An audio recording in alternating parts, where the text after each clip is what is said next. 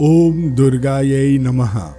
आइए आरंभ करते हैं श्री देवी भागवत पुराण का अध्याय 49वां। इसमें हम सुनेंगे भगवान शिव का भगवती से पुरुष रूप में अवतार लेने की प्रार्थना करना तथा स्वयं राधा और 8 पटरानियों के रूप में अवतरित होने का आश्वासन देना। भगवती का स्वयं कृष्ण रूप से तथा भगवान विष्णु का अर्जुन रूप से अवतार लेने और महाभारत युद्ध में दुष्ट राजाओं का वध करने की बात बताना। श्री नारद जी बोले, अनेक तत्वज्ञानी लोग कहते हैं कि जो परात्पर विद्या स्वरूपिणी काली हैं, उन्होंने ही स्वयं पृथ्वी पर श्री कृष्ण के रूप में अवतार ग्रहण किया। कंस आदि दुष्टों का संहार करके पृथ्वी का भार दूर करने के लिए उन्होंने ही अपनी लीला से वसुदेव के घर में देवी देवकी के गर्भ से जगदीश्वर के रूप में जन्म लिया। प्रभो, भगवती महेश्वरी पृथ्वी लोक में पुरुष रूप में ही क्यों अवतीर्ण हुई, वह प्रसंग मैं सुनना चाहता हूँ, आप मुझे बताइए। श्री महादेव जी बोले, वत्स सुनिए, अब मैं आपसे परम गोपनीय तथा सत्य प्रसंग का वर्णन कर रहा हूँ। उन भगवती ने दुष्टों से पृथ्वी का भार समाप्त करने के लिए द्वापर के अंत में शंभु की इच्छा के अनुसार माया पुरुष का रूप धारण कर वसुदेव से देवकी के गर्भ में पृथ्वी लोक में अवतार लिया था। श्री नारद जी बोले, महेशान, जिस प्रकार से शंभु की इच्छा हुई और जिस प्रकार से स्वयं उन भगवती काली ने वसुदेव के घर में देवकी के गर्भ से श्री कृष्ण के रूप में पृथ्वी पर अवतार लिया, यह सब आप मुझे विस्तार पूर्वक बताइए। जगन्नाथ, आप दयालु तथा सर्वज्ञ हैं। श्री महादेव जी बोले, वत्स मुनिश्रेष्ठ, जिस तरह से महेश्वर की इच्छा हुई और जिस तरह से उन भगवती काली ने द्वापर के अंत में पृथ्वी लोक में जन्म ग्रहण किया, नारद आप परम भक्तिमान हैं, अतः वह सब प्रसंग मैं आपको संपूर्ण रूप से बता रहा हूँ। आप सावधान होकर सुनिए। एक समय की बात है, परम कौतुकी भगवान शिव कैलाश शिखर पर सुरम्य मंदिर में एकांत में पार्वती के साथ विहार कर रहे थे। वहां पर पार्वती जी के सुंदर रूप को देखकर भगवान शंभु मन ही मन सोचने लगे कि नारी जन्म तो अत्यंत शोभन है। उसी समय अपने हाथ से पार्वती के मुख कमल का स्पर्श करते हुए तथा उन सर्वांग सुंदरी भगवती को अपने मधुर वचनों से प्रसन्नता प्रदान करते हुए शिवजी उनसे कहने लगे, परमेशानी, आपकी कृपा से मेरे सभी मनोरथ परिपूर्ण हो चुके हैं, कुछ भी अवशिष्ट नहीं रह गया है। तथापि शर्वाणी, मेरी एक दूसरी इच्छा हुई है। शिवे, यदि मुझ पर आपका अनुग्रह हो तो उसे पूर्ण कर दीजिए। श्रीदेवी बोली, शंभो, आपकी दूसरी कौन सी अभिलाषा है, उसे बताइए।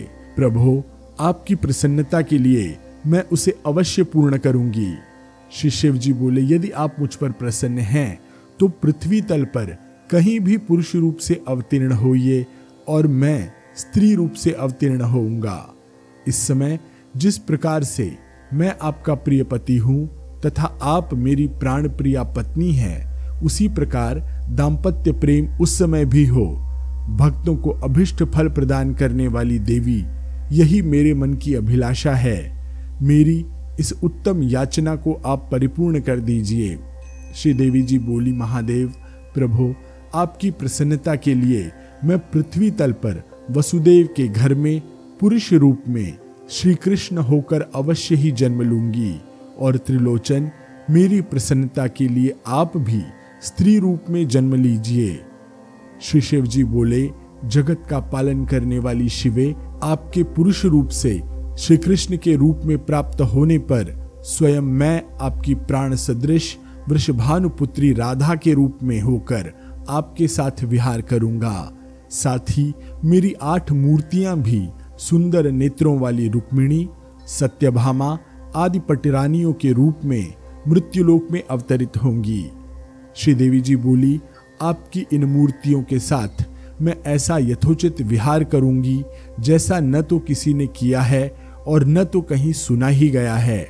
महादेव, वह अद्भुत उपाख्यान प्राणियों के पापों का नाश करने वाला तथा महान पुण्य प्रदान करने वाला होगा।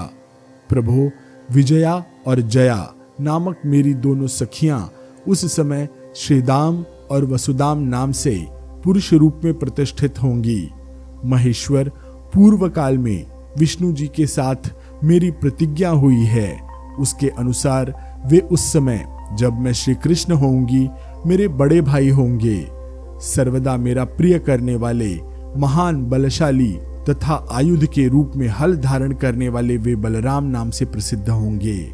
इस प्रकार मैं पृथ्वी पर प्रादुर्भूत होंगी और देवताओं के कार्य संपन्न करूंगी तथा अंत में महान कीर्ति स्थापित करके भूतल से वापस चली जाऊंगी। श्री महादेव जी बोले, इस प्रकार प्रेम भावना से युक्त होकर भगवती ने शंभु से प्रतिज्ञा की थी। उसी कारण वे नवीन मेघ की आभा से युक्त श्याम वर्ण वाले श्री कृष्ण के रूप में अवतीर्ण हुई।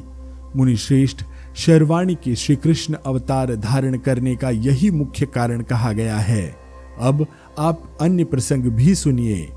मुनि श्रेष्ठ, पूर्व काल में भगवती और विष्णु जी ने युद्ध में जिन राक्षसों का संहार किया था, द्वापर के अंत में वे ही बहुत से राजाओं के रूप में उत्पन्न हुए। उनमें कंस तथा दुर्योधन आदि बड़े ही दुर्दांत थे।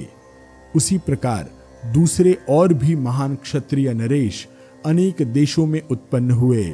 उनके भार को सहन न कर सकने के कारण गाय का रूप धारण कर पृथ्वी समस्त देवताओं के साथ ब्रह्मा जी के पास गई। दुख से संतप्त उन गो रूप धारिणी पृथ्वी को देखकर ब्रह्मा जी ने कहा, माता, आप मेरे पास किस लिए आई हैं? पृथ्वी बोली, ब्रह्मन, पूर्व काल में जो महान राक्षस युद्ध में मारे गए थे, वे ही इस समय दुष्ट चित्त वाले राजा बने हुए हैं। उनका भार वहन करने में असमर्थ होकर मैं आपके पास आई हूं। अतः कमलासन, उनकी मृत्यु का कोई उपाय कीजिए। श्री महादेव जी बोले, मुनि श्रेष्ठ, पृथ्वी का यह वचन सुनकर ब्रह्मा जी उन्हें आश्वासन प्रदान कर देवताओं के साथ कैलाश पर्वत पर पहुंचे। वहां पर जगत का पालन करने वाली भगवती को देखकर ब्रह्मा जी ने दोनों हाथ जोड़कर उन्हें बार बार प्रणाम किया और यह वचन कहा। ब्रह्मा जी बोले, माता, आपने और विष्णु जी ने जिन जिन दैत्यों, दानवों और राक्षसों का संहार किया था, वे सब इस समय बड़े बड़े क्षत्रिय राजा हो गए हैं।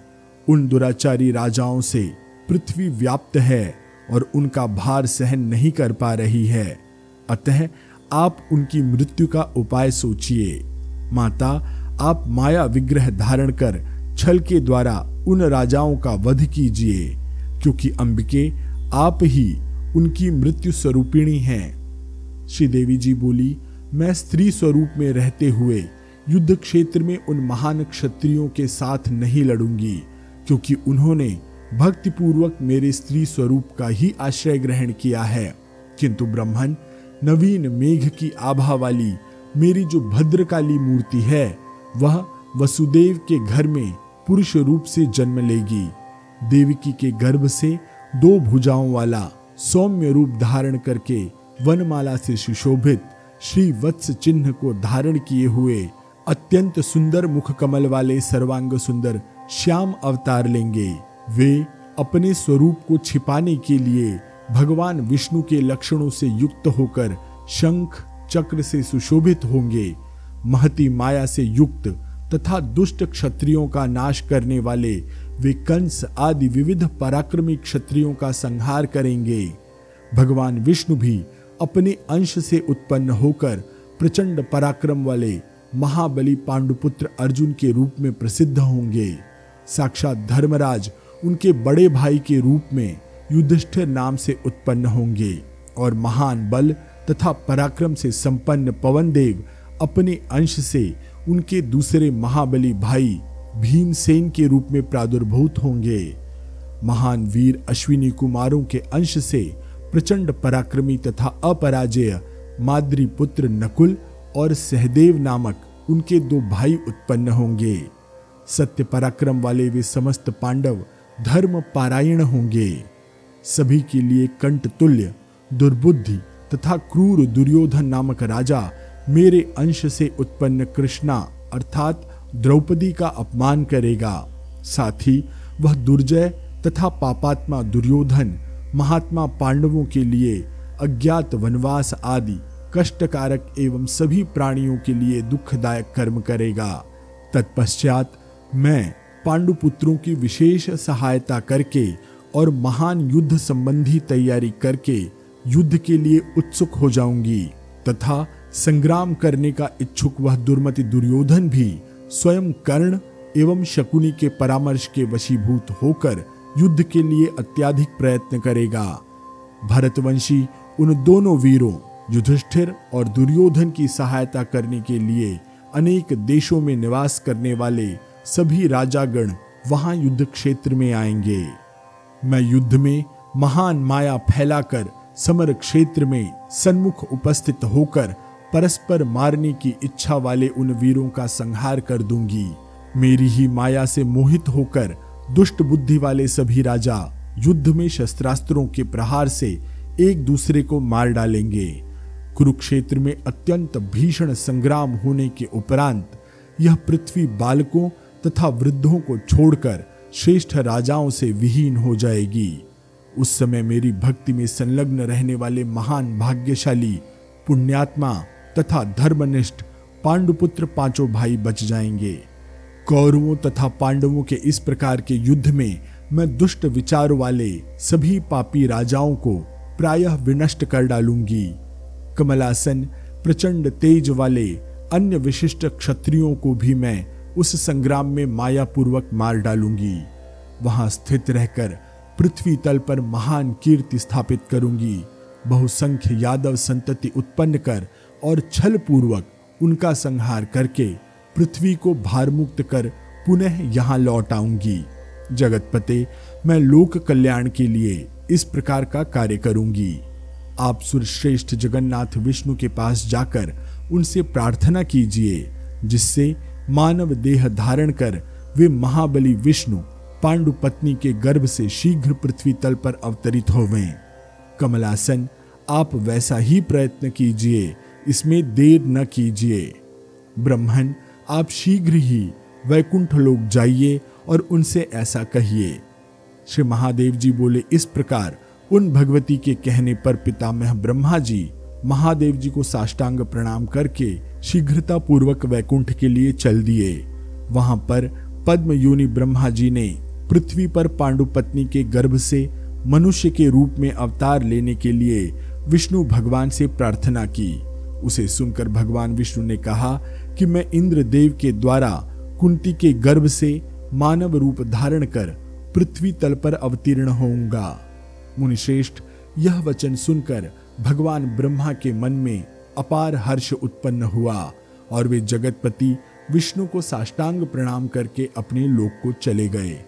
इस प्रकार ब्रह्मा भगवती का कथोपकथन नामक 49वां अध्याय यहाँ पर पूर्ण हुआ। आइए आरंभ करते हैं अध्याय 50वां। इसमें हम सुनेंगे कश्यप और अदिति का वसुदेव देवकी के रूप में जन्म, कंस द्वारा देवकी के 6 पुत्रों का वध, देवी का कृष्ण रूप में देवकी के गर्भ से जन्म लेना और सिंह वाहिनी रूप में आकाश में स्थित हो कंस की मृत्यु की भविष्यवाणी कर अंतर्ध्यान होना। ब्रह्मा जी के प्रार्थना करने पर साक्षात भगवती देवताओं का कार्य सिद्ध करने के लिए अपने अंश से वसुदेव पुत्र भगवान श्री कृष्ण के रूप में अवतीर्ण हुई और विष्णु भगवान ने भी वसुदेव के घर में महान बल तथा पराक्रम वाले श्री बलराम एवं दूसरे पांडुपुत्र धनुर्धरों में श्रेष्ठ अर्जुन इन 2 रूपों में होकर पृथ्वी तल पर जन्म लिया। महामते, अब उनके जन्म के संबंध में विस्तार से सुनिए। उसमें मैं प्रारंभ में श्री बलराम और श्री कृष्ण के जन्म का वर्णन करूंगा, आप उसे सुने। प्राचीन काल में देवताओं की माता अदिति तथा प्रजापति कश्यप ने दीर्घ काल तक सच्ची भक्ति से भगवती की उपासना की। उन दोनों ने निराहार रहते हुए शीतकाल में जल में खड़े होकर तथा ग्रीष्म काल में अग्नि के मध्य स्थित रहकर 2000 दिव्य वर्षों तक भक्तिपूर्वक कठोर तप किया। उन दोनों पर परम प्रसन्न होकर भगवती जगदीश्वरी साक्षात प्रकट हो गईं और बोली, आप दोनों की क्या अभिलाषा है? जो भी हो उसे मांग लीजिए। तब उन दोनों ने देवी को बार बार साष्टांग प्रणाम करके उनसे कहा, माता, आप हम दोनों के घर में लीला पूर्वक जन्म ग्रहण कीजिए। सुरोत्तमे, जैसे दक्ष प्रजापति के घर में आपका जन्म हुआ था, उसी प्रकार द्वापर युग के अंत में पृथ्वी तल के किसी स्थान पर हमारे घर में भी आप जन्म लें। श्रीदेवी जी बोली, स्त्री रूप में अवतीर्ण शंभु की अभिलाषा पूर्ण करने के लिए मैं अपनी इच्छा से नवीन मेघ के समान कांति वाले पुरुष रूप में आविर्भूत होंगी तथा मेरी यह मुंडमाला भी वनमाला हो जाएगी। मेरा यह भयानक विग्रह सौम्य रूप, 2 नेत्रों तथा 2 भुजाओं से युक्त, पीतांबर से सुशोभित, हाथ में वंशी लिए हुए तथा गोपियों के मन को आकर्षित करने वाला ऐश्वर्य युक्त भगवान विष्णु के लक्षणों से संपन्न होगा।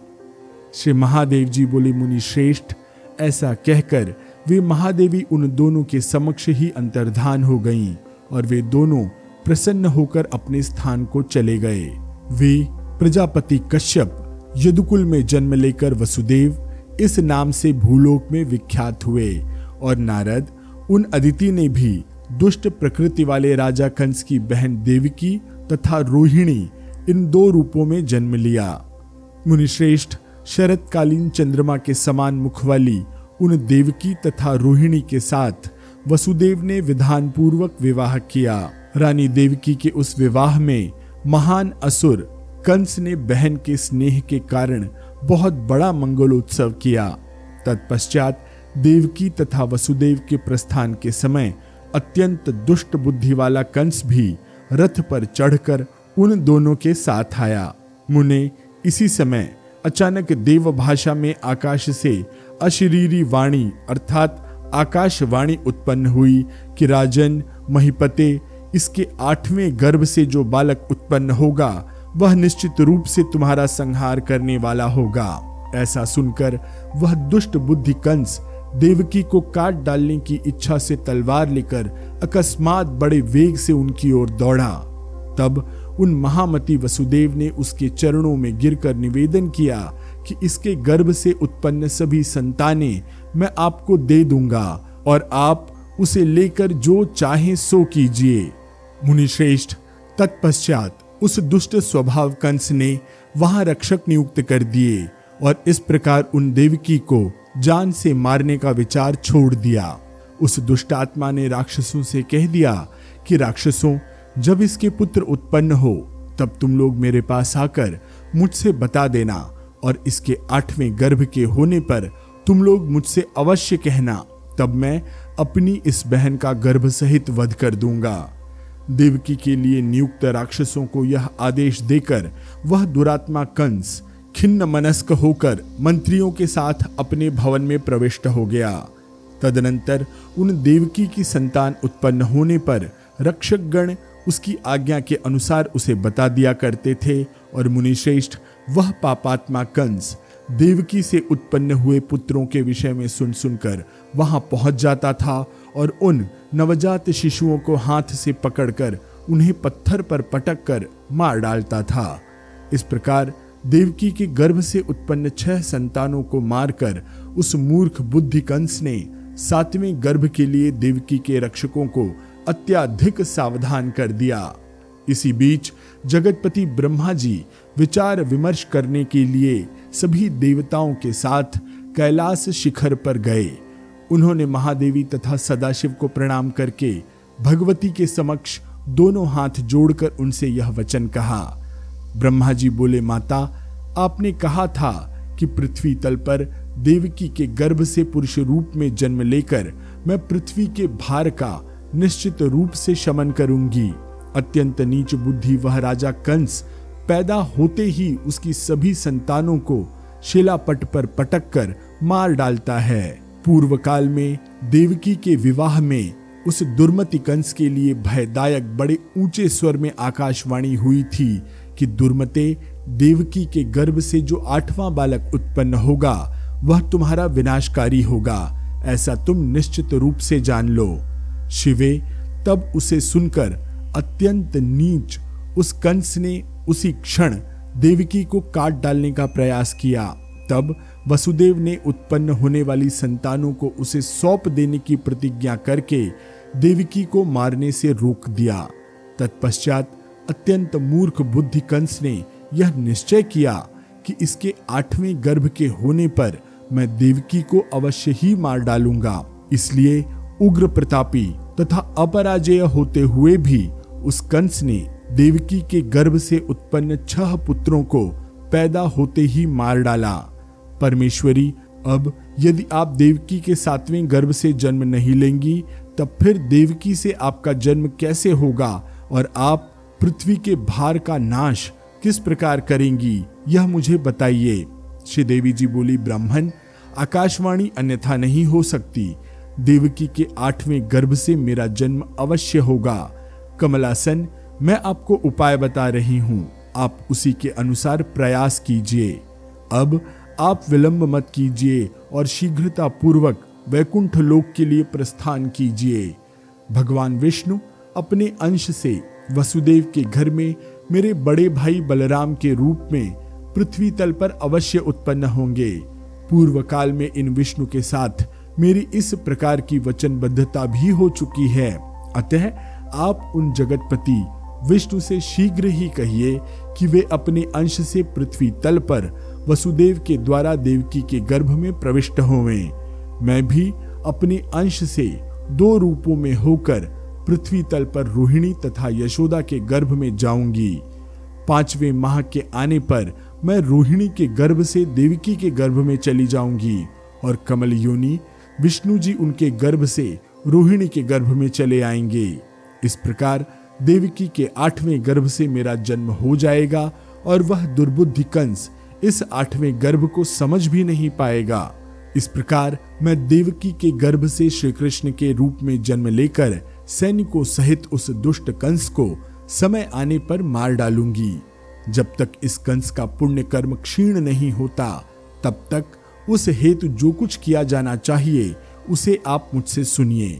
प्रजापति, एक ही समय में देवकी के गर्भ से पुरुष रूप में तथा यशोदा के गर्भ से स्त्री रूप में लीला पूर्वक मेरे उत्पन्न होने के पश्चात देवकी के गर्भ से श्री कृष्ण रूप में उत्पन्न हुई मुझको तत्काल गोकुल में यशोदा की गोद में रखकर और उन यशोदा के गर्भ से स्त्री रूप में उत्पन्न हुई मुझ बालिका को ले आकर वसुदेव जी को उस दुरात्मा कंस से ऐसा कहना चाहिए कि राजन, मेरी यह कन्या उत्पन्न हुई है, इसकी रक्षा कीजिए। तत्पश्चात जब वह असुर कंस उसे मारने का प्रयास करेगा, उसी समय मेरी वह मूर्ति उसके संहारक श्री कृष्ण के विषय में कहते हुए उस दुर्बुद्धि कंस के देखते देखते आकाश में चली जाएगी। कमलासन, तदनंतर उस कंस के प्रारब्ध कर्म के क्षीण होने पर मैं गोकुल से आकर उस नीच को मार डालूंगी। श्री महादेव जी बोले, देवी के इस प्रकार कहने पर भगवान ब्रह्मा वैकुंठ आ गए और उनके द्वारा जो कुछ कहा गया था वह सब उन्होंने विष्णु जी से कह दिया। महामते, उसे सुनकर भगवान विष्णु ने अपने अंश द्वारा रोहिणी के गर्भ से उत्पन्न होने के लिए देवकी के गर्भ में प्रवेश किया और इधर जगत धात्री भगवती भी पृथ्वी का भार मिटाने के लिए 2 रूपों में विभक्त होकर रोहिणी तथा यशोदा के गर्भ में प्रविष्ट हुई। इसके बाद श्री कृष्ण रूप में जन्म लेने के लिए वे भगवती 5वें महीने में रोहिणी के गर्भ से देवकी के गर्भ में प्रविष्ट हुई तथा विष्णु जी रोहिणी के गर्भ में चले गए। तब नीच बुद्धि कंस के भय से वसुदेव ने रोहिणी को गोकुल में नंद के घर में रख दिया।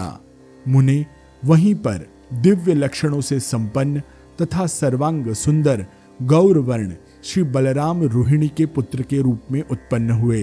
तत्पश्चात भादो महीने में श्री कृष्ण पक्ष की अष्टमी तिथि रोहिणी नक्षत्र वृष लग्न में अर्धरात्रि की वेला में भगवती ने देवकी के गर्भ से परम पुरुष के रूप में जन्म लिया। उस समय मेघ समुदाय गर्जना कर रहे थे, चारों ओर अंधकार छाया हुआ था। सभी रक्षक तथा अन्य लोग निद्रावस्था में थे। उस बालक के शरीर का वर्ण नवीन मेघ के सदृश श्याम था और वह वनमाला से सुशोभित था। उसके वक्षस्थल पर श्रीवत्स चिन्ह विराजमान था। दोनों नेत्र प्रभा युक्त थे, 2 भुजाएं थीं, सभी अंग दिव्य थे और वह अपने तेज से दैदीप्यमान प्रतीत हो रहा था। उस नवजात बालक को देखकर उसे साक्षात पूर्ण ब्रह्म स्वरूप समझकर देवकी ने करुण रुदन करते हुए उससे यह वचन कहा, सुलोचन, तुम कौन हो जो मुझ अभागिनी के गर्भ से उत्पन्न हुए हो? पैदा होते ही मेरे पुत्रों का वध कर देने वाले शत्रु रूप मेरे भाई राजा कंस को क्या तुम नहीं जानते? मेरे पुत्र रूप में तुम्हारे जन्म लेने का समाचार सुनकर वह दुष्टात्मा कंस मुझे शोक संतप्त करके आज ही तुम्हारा वध कर देगा। श्री महादेव जी बोले, उन माता देवकी का यह वचन सुनकर वह बालक महान दुख से व्याकुल हो उन देवकी को अपने अमृत रूपी वचनों से प्रसन्न करते हुए कहने लगा। बालक बोला, माता आप भय मत कीजिए, क्योंकि इन तीनों लोकों में असुर, देवता अथवा मनुष्य कोई भी मुझे मारने वाला नहीं है। मैं जगत का संहार करने वाली आदिशक्ति पराविद्या हूँ।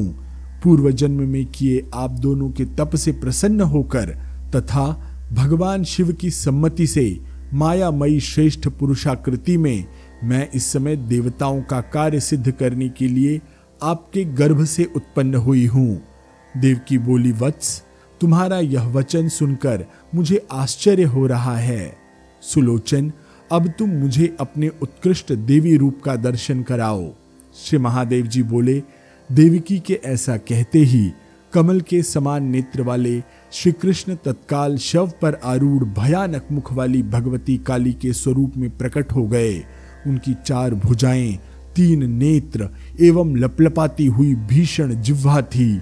उनके लहराते हुए लंबे केश पास से उनकी पीठ ढकी हुई थी और उन्होंने सुंदर किरीट धारण कर रखा था। मुने, उस समय वह चित्ताकर्षक वनमाला भी मुंडमाला समूहों से बनी हुई अत्यंत सुंदर तथा लंबी माला के रूप में हो गई। उस बालक को भयानक काली रूप में देखकर देवकी ने शीघ्रता पूर्वक वासुदेव जी को वहां बुलाया।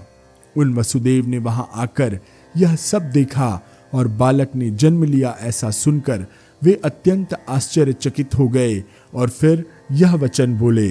वसुदेव जी बोले, मेरे सैकड़ों जन्मों की अनेक तपस्याओं तथा भाग्य के फल स्वरूप आपने माया बालक का रूप धारण करके यदि मेरे घर में जन्म लिया ही है और जिस प्रकार आपने मेरे ऊपर कृपा करके अपने इस परम दुर्लभ कालिका रूप को दिखाकर मेरे जन्म को सफल किया है, उसी प्रकार उगते हुए करोड़ों चंद्रमाओं की आभा के समान अपने 10 भुजाओं वाले सौम्य तथा सुंदर दूसरे रूप का भी दर्शन मुझे करा दीजिए। श्री महादेव जी बोले। तब उनका यह वचन सुनते ही उस रूप का त्याग करके भगवती एकाएक सौम्य तथा 10 भुजाओं से युक्त रूप वाली हो गईं। उस रूप को देखकर आनंदक दुंदुभी वासुदेव जी को अत्यंत विस्मय हुआ और वे हाथ जोड़कर महान भक्ति से उनकी स्तुति करने लगे। वसुदेव जी बोले, आप जगत की माता हैं, अनादि हैं, पराविद्या हैं और अति सूक्ष्म स्वरूपिणी हैं। उसी तरह आप संसार के पिता भी हैं। आप पूर्ण चिन्मय स्वरूप साक्षात अनादि पुरुष हैं। आप विश्वरूप हैं। समस्त स्त्रियों के रूप में आप ही प्रतिष्ठित हैं। आप विश्व का आश्रय हैं। आप विश्वव्यापिनी हैं और आपसे अतिरिक्त अन्य कोई भी इस त्रिभुवन में नहीं है। विश्वेशी, आपको नमस्कार है। सृष्टि कार्य में आप ही चतुर्मुख ब्रह्मा के रूप में हो जाती हैं।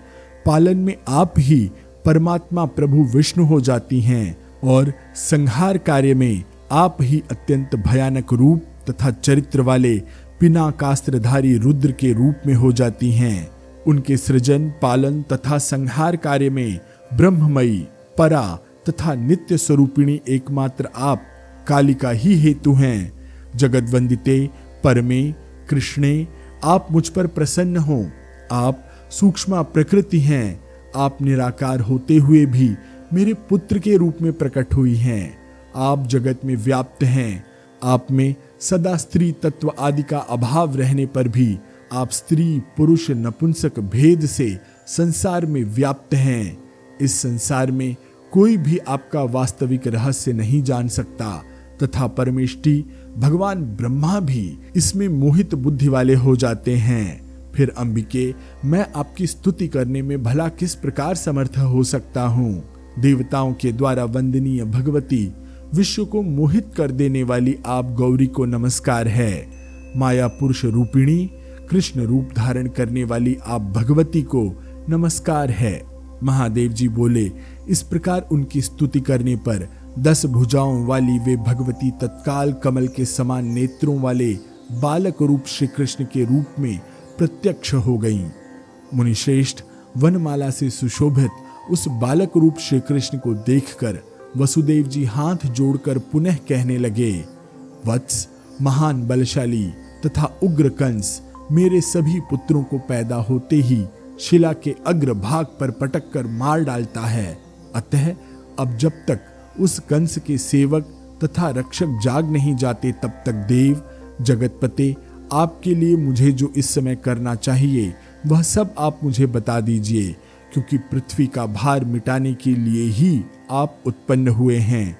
श्री महादेव जी बोले, उनका यह वचन सुनकर श्री कृष्ण रूप में विद्यमान भगवती काली ने यशोदा तथा नंद की पूर्व तपस्या का स्मरण करके उनसे यह कहा। श्री कृष्ण बोले, तात, महामते, अत्यंत सतर्क दृष्टि रखने वाले मामा कंस के भय से बचने के लिए इस समय आपको जो करना है उसे बताता हूँ, सुनिए। आज की अष्टमी तिथि के व्यतीत होने पर गोकुल में यशोदा के गर्भ से मेरी एक दूसरी कन्या मूर्ति प्रादुर्भूत हुई है। मेरी माया से मोहित होने के कारण निद्रा में निमग्न यशोदा को उन कमल सदृश नेत्रों वाली सर्वांग सुंदरी गौरी के विषय में कोई जानकारी नहीं है। आप शीघ्रता पूर्वक वहां जाइए और मुझे वहां रखकर तथा उस कन्या को यहाँ लाकर यह बात प्रचारित कर दीजिए कि मेरी एक सुंदर कन्या उत्पन्न हुई है। तत्पश्चात उस कन्या को मारने के लिए जब मेरा मामा वह दुष्ट कंस कुपित होकर शिला पर पटकने के लिए मुझे ऊपर उठाएगा, तब पिताजी देवताओं के कार्य सिद्ध करने के लिए उस कंस का वध करने वाले मेरे विषय में बताकर वह कन्या उसके देखते देखते आकाश में चली जाएगी। तत्पश्चात कुछ समय तक गोकुल में रहने के बाद यहाँ आकर मैं दुष्टात्मा मामा कंस का वध करूंगा। श्री महादेव जी बोले, महामुने, उस बालक की यह बात सुनकर वसुदेव जी उसे लेकर गोकुल की ओर चल पड़े। मुनिश्रेष्ठ, उस समय वासुदेव श्री कृष्ण की अपरंपार माया से मोहित हो जाने के कारण कोई भी व्यक्ति जाग नहीं सका। अपने पुर से निकलकर वसुदेव जी ने अपने तेज से दैदीप्यमान पुत्र को बार बार देखकर अत्यंत दुखी होकर इस प्रकार कहते हुए बहुत रुदन किया, हा वत्स, तुम मुझ पापी के घर में किस लिए पैदा हो गए हो? अब तुम्हें गोकुल में बिना रक्षित किए फिर घर कैसे लौटूं?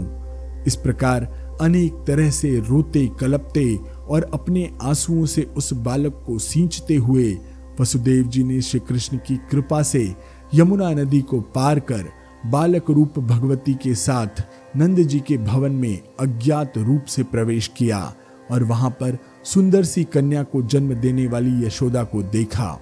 उस समय वे यशोदा जी सोई हुई थीं। उन्हें अपने उदर से उत्पन्न कन्या की जानकारी नहीं थी। उनके साथ उनकी सखियां भी इधर उधर सोई पड़ी थीं। तत्पश्चात वसुदेव जी श्री कृष्ण को वहीं पर रखकर और उस कन्या को लेकर तत्काल घर से निकल गए। मुने, उस समय 10 भुजाओं से युक्त तथा मनोरम तेज से प्रदीप्त वे भगवती वसुदेव की गोद में अत्याधिक सुशोभित हो रही थी। समस्त लोकों की एकमात्र जननी तथा ब्रह्म स्वरूपिणी उन देवी को देखकर आनंद से परिपूर्ण मन वाले वसुदेव जी मथुरापुरी पहुंच गए और घर में प्रवेश करके देवकी को वह कन्या समर्पित कर दी। इसके बाद उन महामती वसुदेव जी ने रक्षकों को बताया कि कन्या ने जन्म लिया है। तदनंतर उन रक्षकों ने भी घोर दुष्टात्मा उस कंस से तत्काल जाकर कहा, राजन, देवकी के 8वें गर्भ से एक कन्या उत्पन्न हुई है। महामुने, इसे सुनकर उस पापात्मा कंस ने उन रक्षकों से कहा, उसे यहाँ शीघ्र लाओ, मैं बिना कुछ सोच विचार के उसका वध कर दूंगा। उसकी बात सुनकर रक्षकों ने वह कन्या लाकर उस नीच बुद्धि कंस को दे दी। उस कन्या को अत्यंत सुदृढ़ देखकर मानो वह पत्थरों से बनी हुई हो, वह पापात्मा कंस नहीं जान सका कि यह कन्या सृजन, पालन तथा संहार करने वाली परमेश्वरी भगवती देवी ही हैं, और उसे मारने की इच्छा से उसने अपने बाएं हाथ की मुट्ठी से कसकर पकड़ लिया। उस समय कठोर विग्रह वाली उस कन्या को शिला से निर्मित मानकर उसने उस कन्या को पत्थर पर पटकने की इच्छा से ऊपर उछाला। तत्पश्चात आकाश में स्थित होकर सिंह के पृष्ठ पर आरूढ़ और महान तेज से जाज्वल्यमान भगवती देवी ने उस पाप बुद्धि कंस से कहा। श्री देवी जी बोली, दुरात्मन, तुम्हारे विनाश के लिए मैं ही अपने अंश से, माया के प्रभाव से, वसुदेव के द्वारा देवकी के गर्भ से पुरुष रूप में उत्पन्न होकर गोकुल में नंद गोप के घर में विराजमान हूँ। श्री महादेव जी बोले, ऐसा कहकर सिंह पर विराजमान वे देवी भगवती देवताओं का कार्य सिद्ध करने के लिए उस नीच बुद्धि कंस के देखते ही देखते अंतरिक्ष में चली गईं। इस प्रकार श्री कृष्ण प्रादुर्भावोपाख्यान नामक 50वां अध्याय यहाँ पर पूर्ण हुआ। आइए आरंभ करते हैं अध्याय 51वां। इसमें हम सुनेंगे पूतना का गोकुल में आना और कृष्ण द्वारा दूध सहित उसके प्राणों का पान करना, तृणावर्त का कृष्ण को उड़ाकर ले जाना और काली रूप में कृष्ण द्वारा उसका वध करना, और भगवान शिव का राधा नाम से स्त्री रूप में प्रकट होना। श्री महादेव जी बोले, मुनि श्रेष्ठ, प्रातःकाल पुत्रोत्पत्ति की जानकारी होने पर नंद जी ने उसका जन्मोत्सव मनाया और ब्राह्मणों को हजारों गायें, दिव्य वस्त्र तथा बहुत सारा धन देकर राजा कंस को कर देने के लिए शीघ्र ही मथुरा के लिए प्रस्थान किया। इस बीच मंत्रियों से परामर्श करके कंस ने बालक को मार डालने वाली पूतना नाम की राक्षसी को गोकुल में भेजा। मुने, वह पूतना उसकी आज्ञा से सुंदर रूप धारण करके गोकुल में आकर नंद के घर में प्रविष्ट हो गई। उसे आती हुई देखकर व्रज की सभी स्त्रियां परस्पर बातचीत करने लगी कि सुंदर रूप वाली यह कौन रमणी यहाँ आ गई? क्या देवराज इंद्र की पत्नी शची अथवा कामदेव की पत्नी स्वयं रतिनंद के पुत्र को देखने के लिए यहाँ आई हुई है?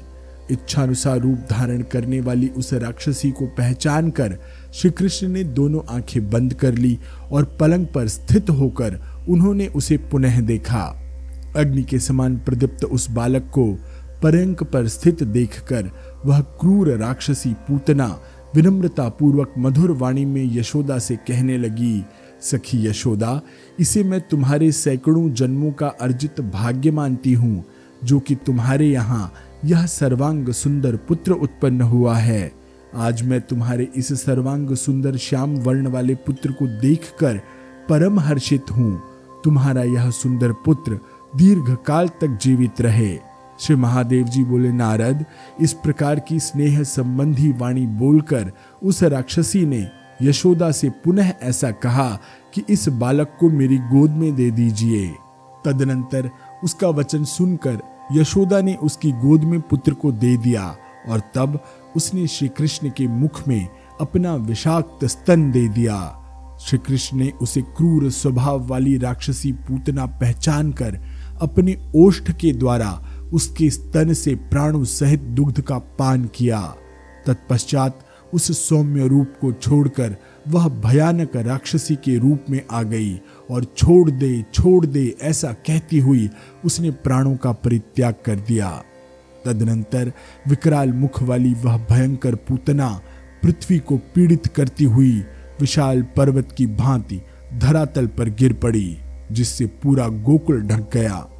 श्री कृष्ण उसके वक्षस्थल पर अचानक भयानक मुखमंडल वाली मुंडमाला से सुशोभित दूसरी कालिका देवी के रूप में विराजित होने लगे। भगवती कालिका ने उस राक्षसी पूतना के शरीर से हटकर क्षणार्ध में श्याम वर्ण के बाल कृष्ण का रूप धारण कर लिया। यह सब देखकर वे समस्त ब्रजवासी अत्यंत आश्चर्यचकित हो उठे और उन्होंने शिशु रूप श्री कृष्ण को परात्पर आद्या शक्ति के रूप में माना। इसके बाद औषधि युक्त जल से श्री कृष्ण का मार्जन करके यशोदा जी ने उन्हें उठाकर अपने गोद में लिपटाकर उनके मुखारविंद में अपना स्तन दे दिया।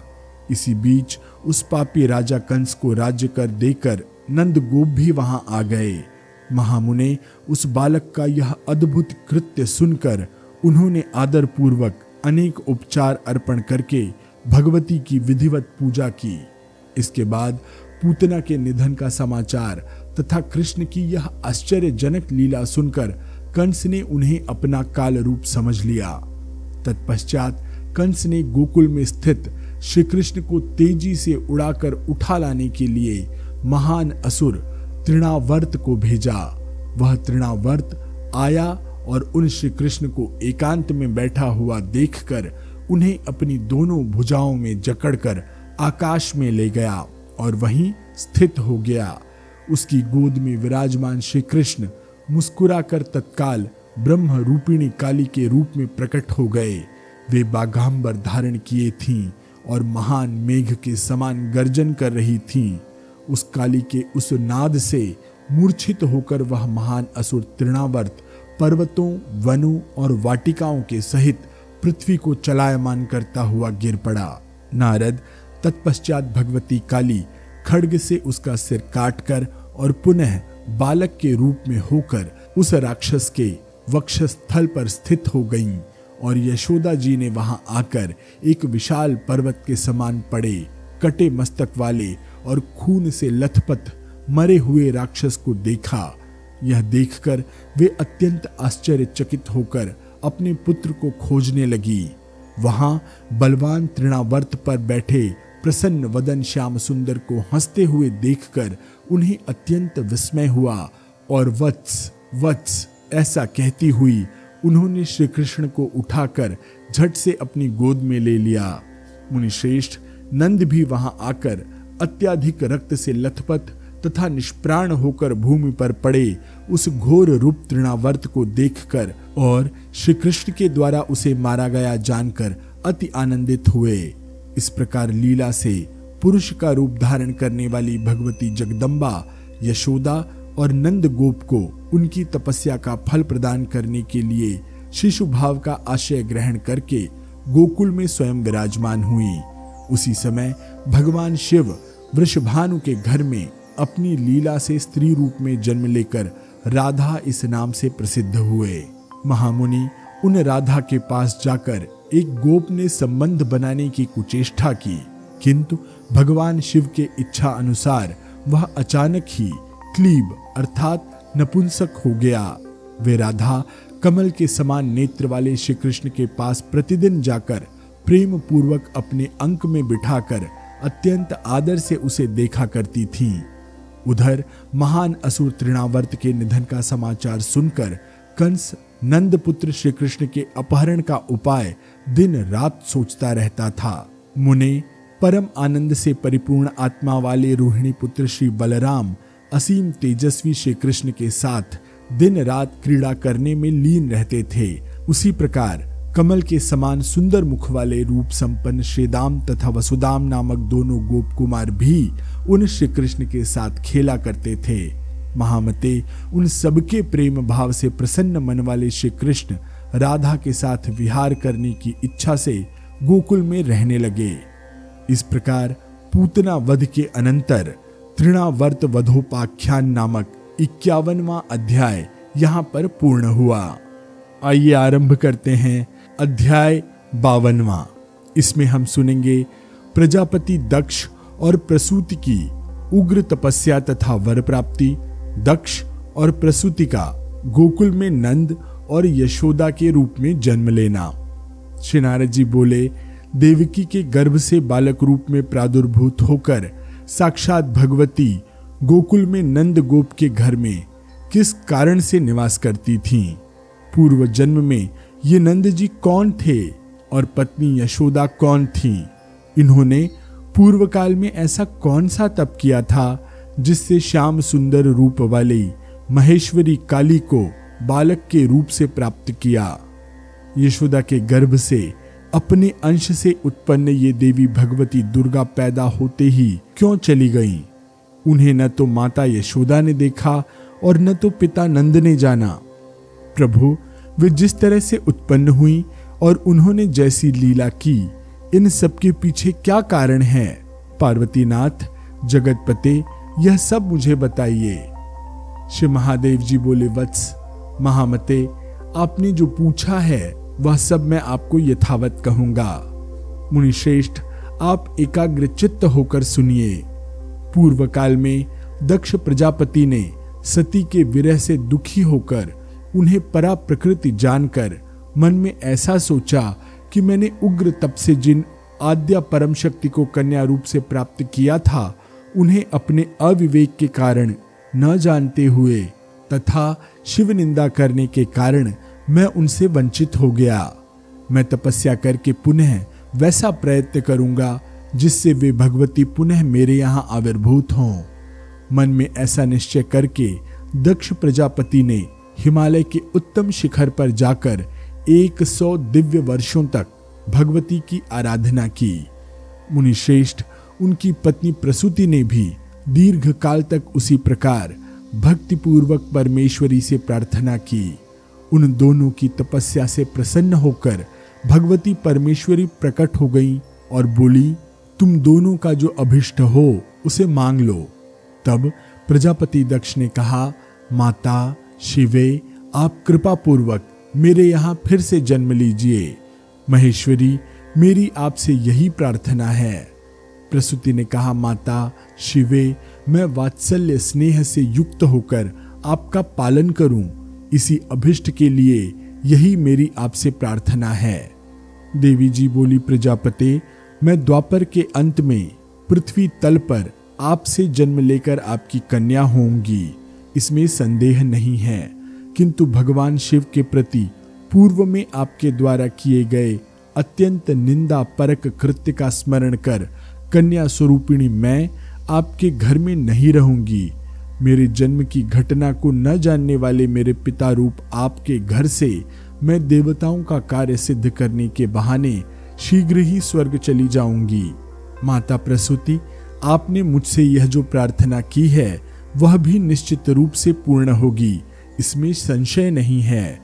मैंने प्रजापति कश्यप और अदिति को भी वरदान प्रदान किया था कि मैं द्वापर के अंत में आप दोनों के घर में स्वयं पुत्र रूप में जन्म लूंगी। उस समय मैं आपके उस तपस्या का फल प्रदान करने के लिए कुछ दिन लीला पूर्वक आपके घर में निवास करूंगी। श्री महादेव जी बोले, मुनि श्रेष्ठ, ऐसा कहकर सृष्टि पालन और संहार करने वाली वे भगवती उन दोनों के देखते ही देखते अचानक अंतर्धान हो गईं। वे ही दक्षनंद हुए और उनकी पत्नी भी यशोदा हुई। इसी कारण से यशोदा के गर्भ से उत्पन्न वे देवी भगवती जन्म लेते ही अंतरिक्ष में चली गईं। महामुने, साथ ही देवकी के गर्भ से उत्पन्न होकर भी श्याम सुंदर रूप वाली उन भगवती ने कुछ समय तक सुरम्य गोकुल में निवास किया था। इस प्रकार दक्ष प्रसूति नंद यशोदा जन्म वर्णन नामक 52वां अध्याय यहाँ पर पूर्ण हुआ। आइए आरंभ करते हैं अध्याय 53वां। इसमें हम सुनेंगे भगवान श्री कृष्ण की बाल लीला, धेनु का सुरवध, कालिया मर्दन, रास लीला तथा वृषभासुर का वध। श्री नारद जी बोले, पार्वती प्राण वल्लभ महेश्वर श्री कृष्ण रूप वाली भगवती के चरित्र का संक्षेप में मुझसे वर्णन कीजिए। जिस प्रकार उन्होंने गोकुल में राधा के साथ विहार किया और पृथ्वी के भार स्वरूप बहुत से वीरों का रण में तथा अन्यत्र कुरुक्षेत्र आदि में संहार किया, स्वयं अपने बंधु बांधवों यदुवंशियों तथा समस्त ऋषियों के साथ जिस प्रकार वे पृथ्वी पर विराजमान रहे और अंत में जिस प्रकार श्री कृष्ण ने स्वर्गारोहण किया, वह सब आप मुझे बताइए। श्री महादेव जी बोले, मुनि श्रेष्ठ, सभी ग्वाल बालों के साथ गोकुल में विहार करते हुए श्री कृष्ण ने बाल्यावस्था में ही उन धेनुकासुर आदि महान दैत्यों को मारकर तथा कालिया दमन करके अनेक अद्भुत प्रभाव का प्रदर्शन करते हुए रमणीक वृंदावन में राधा के साथ विहार किया। भगवती काली के ही पुरुष रूप भगवान श्री कृष्ण ने भैरव के अंश से उत्पन्न अन्य गोपियों के साथ उनके सौंदर्य की वृद्धि करते हुए विहार किया। दिन में गोकुल से मंगलमय वृंदावन में जाकर उन्होंने अपनी बांसुरी की मधुर ध्वनि से सभी गोपियों को बुलाकर और राधा को प्रधान महिषी बनाकर वहां अपनी लीला से रास रचाया। अनेक प्रकार के वन्य पुष्पों से माला बनाकर गोपियां श्री कृष्ण के गले में डाल देती थीं और अत्यंत प्रसन्न होकर उन्हें देखने लगती थीं। अपने मुख पर मुस्कान लिए हुए श्री कृष्ण भी उन गोपियों को सुंदर माला पहनाकर उनके हर्षित मुख कमल को निरंतर देखते रहते थे। कभी दिव्य सिंहासन पर बैठे हुए श्री कृष्ण परम सुंदरी राधा को अपने बाएं भाग में बिठाकर करोड़ों चंद्रों की कांति के सदृश उनके मुख कमल का स्नेह पूर्वक स्पर्श करते थे। वे यदुनंदन श्री कृष्ण गोपिका समूहों के साथ कभी यमुना के तट पर और कभी जल में क्रीड़ा किया करते थे।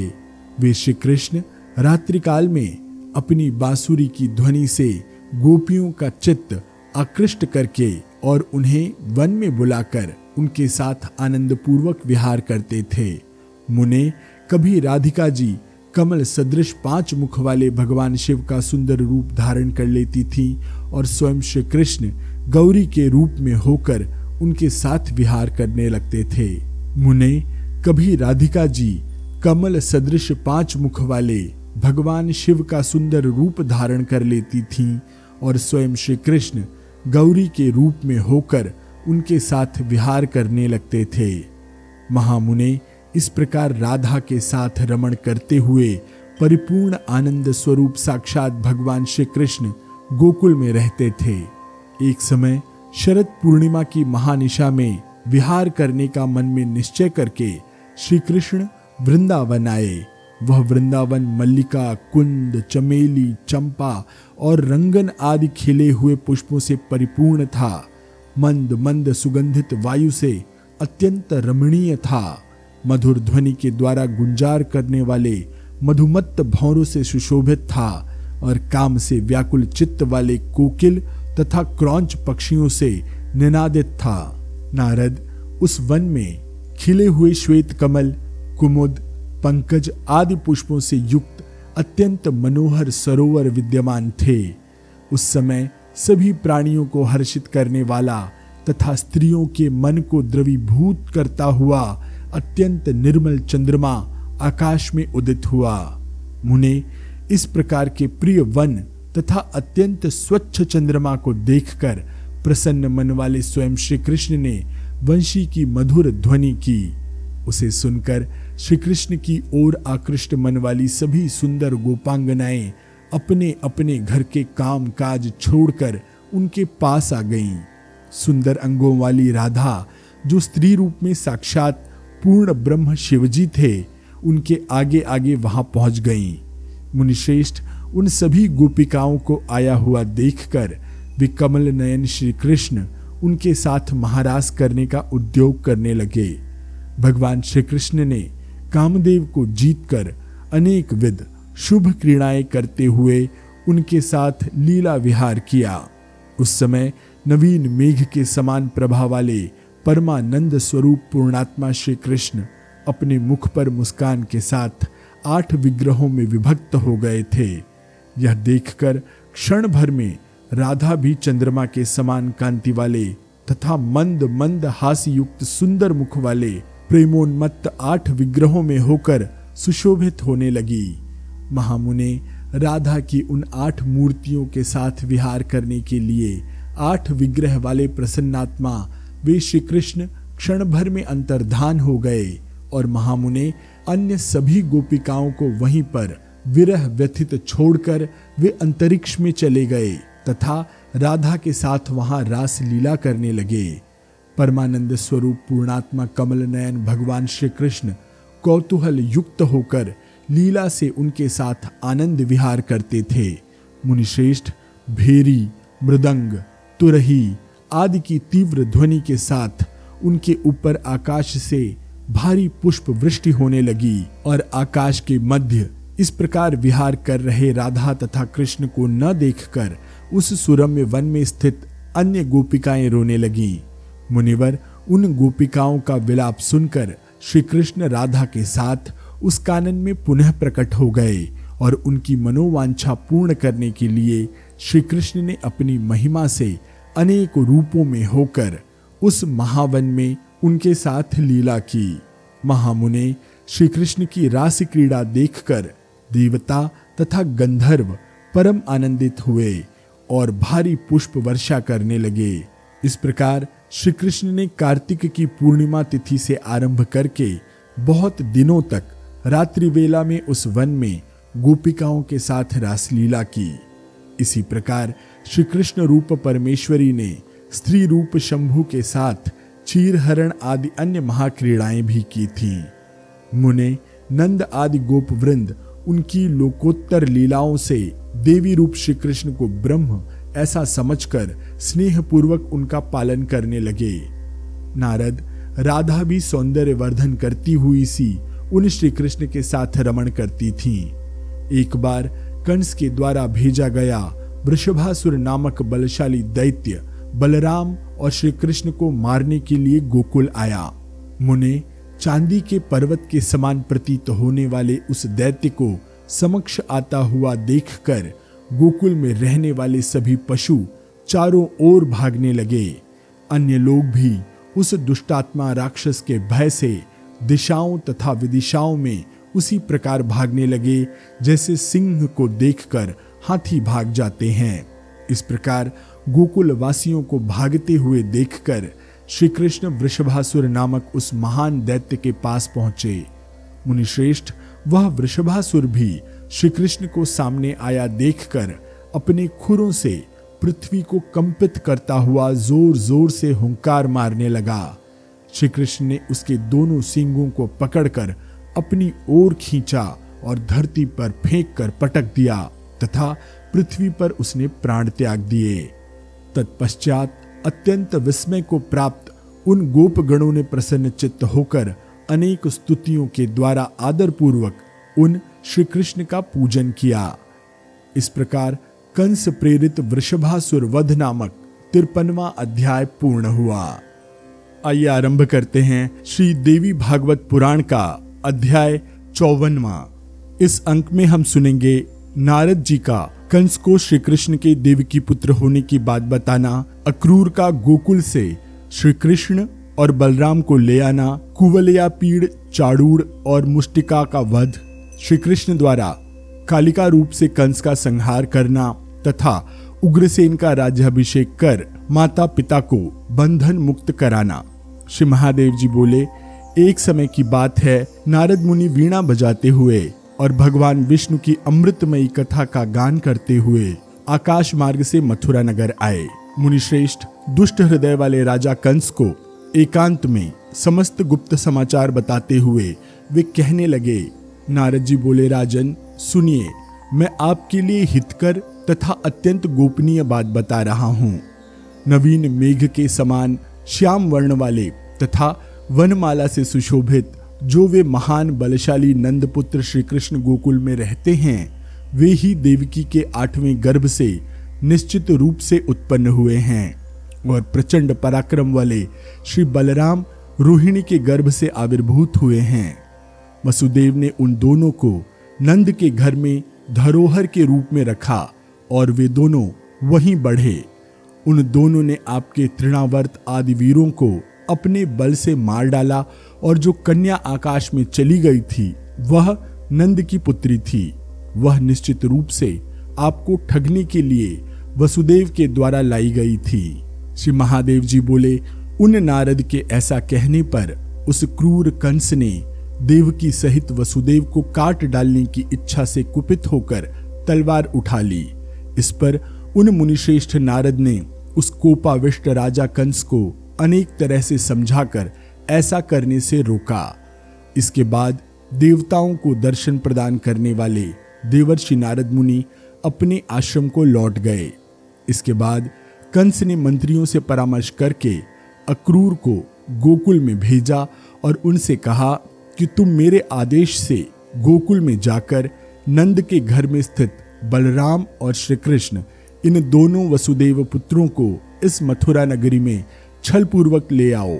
वहां पर मुष्टिक और चाडूर आदि प्रधान मल्ल योद्धाओं से मल्ल युद्ध करवाकर मैं उन दोनों महाबली वीरों को मरवा डालूंगा।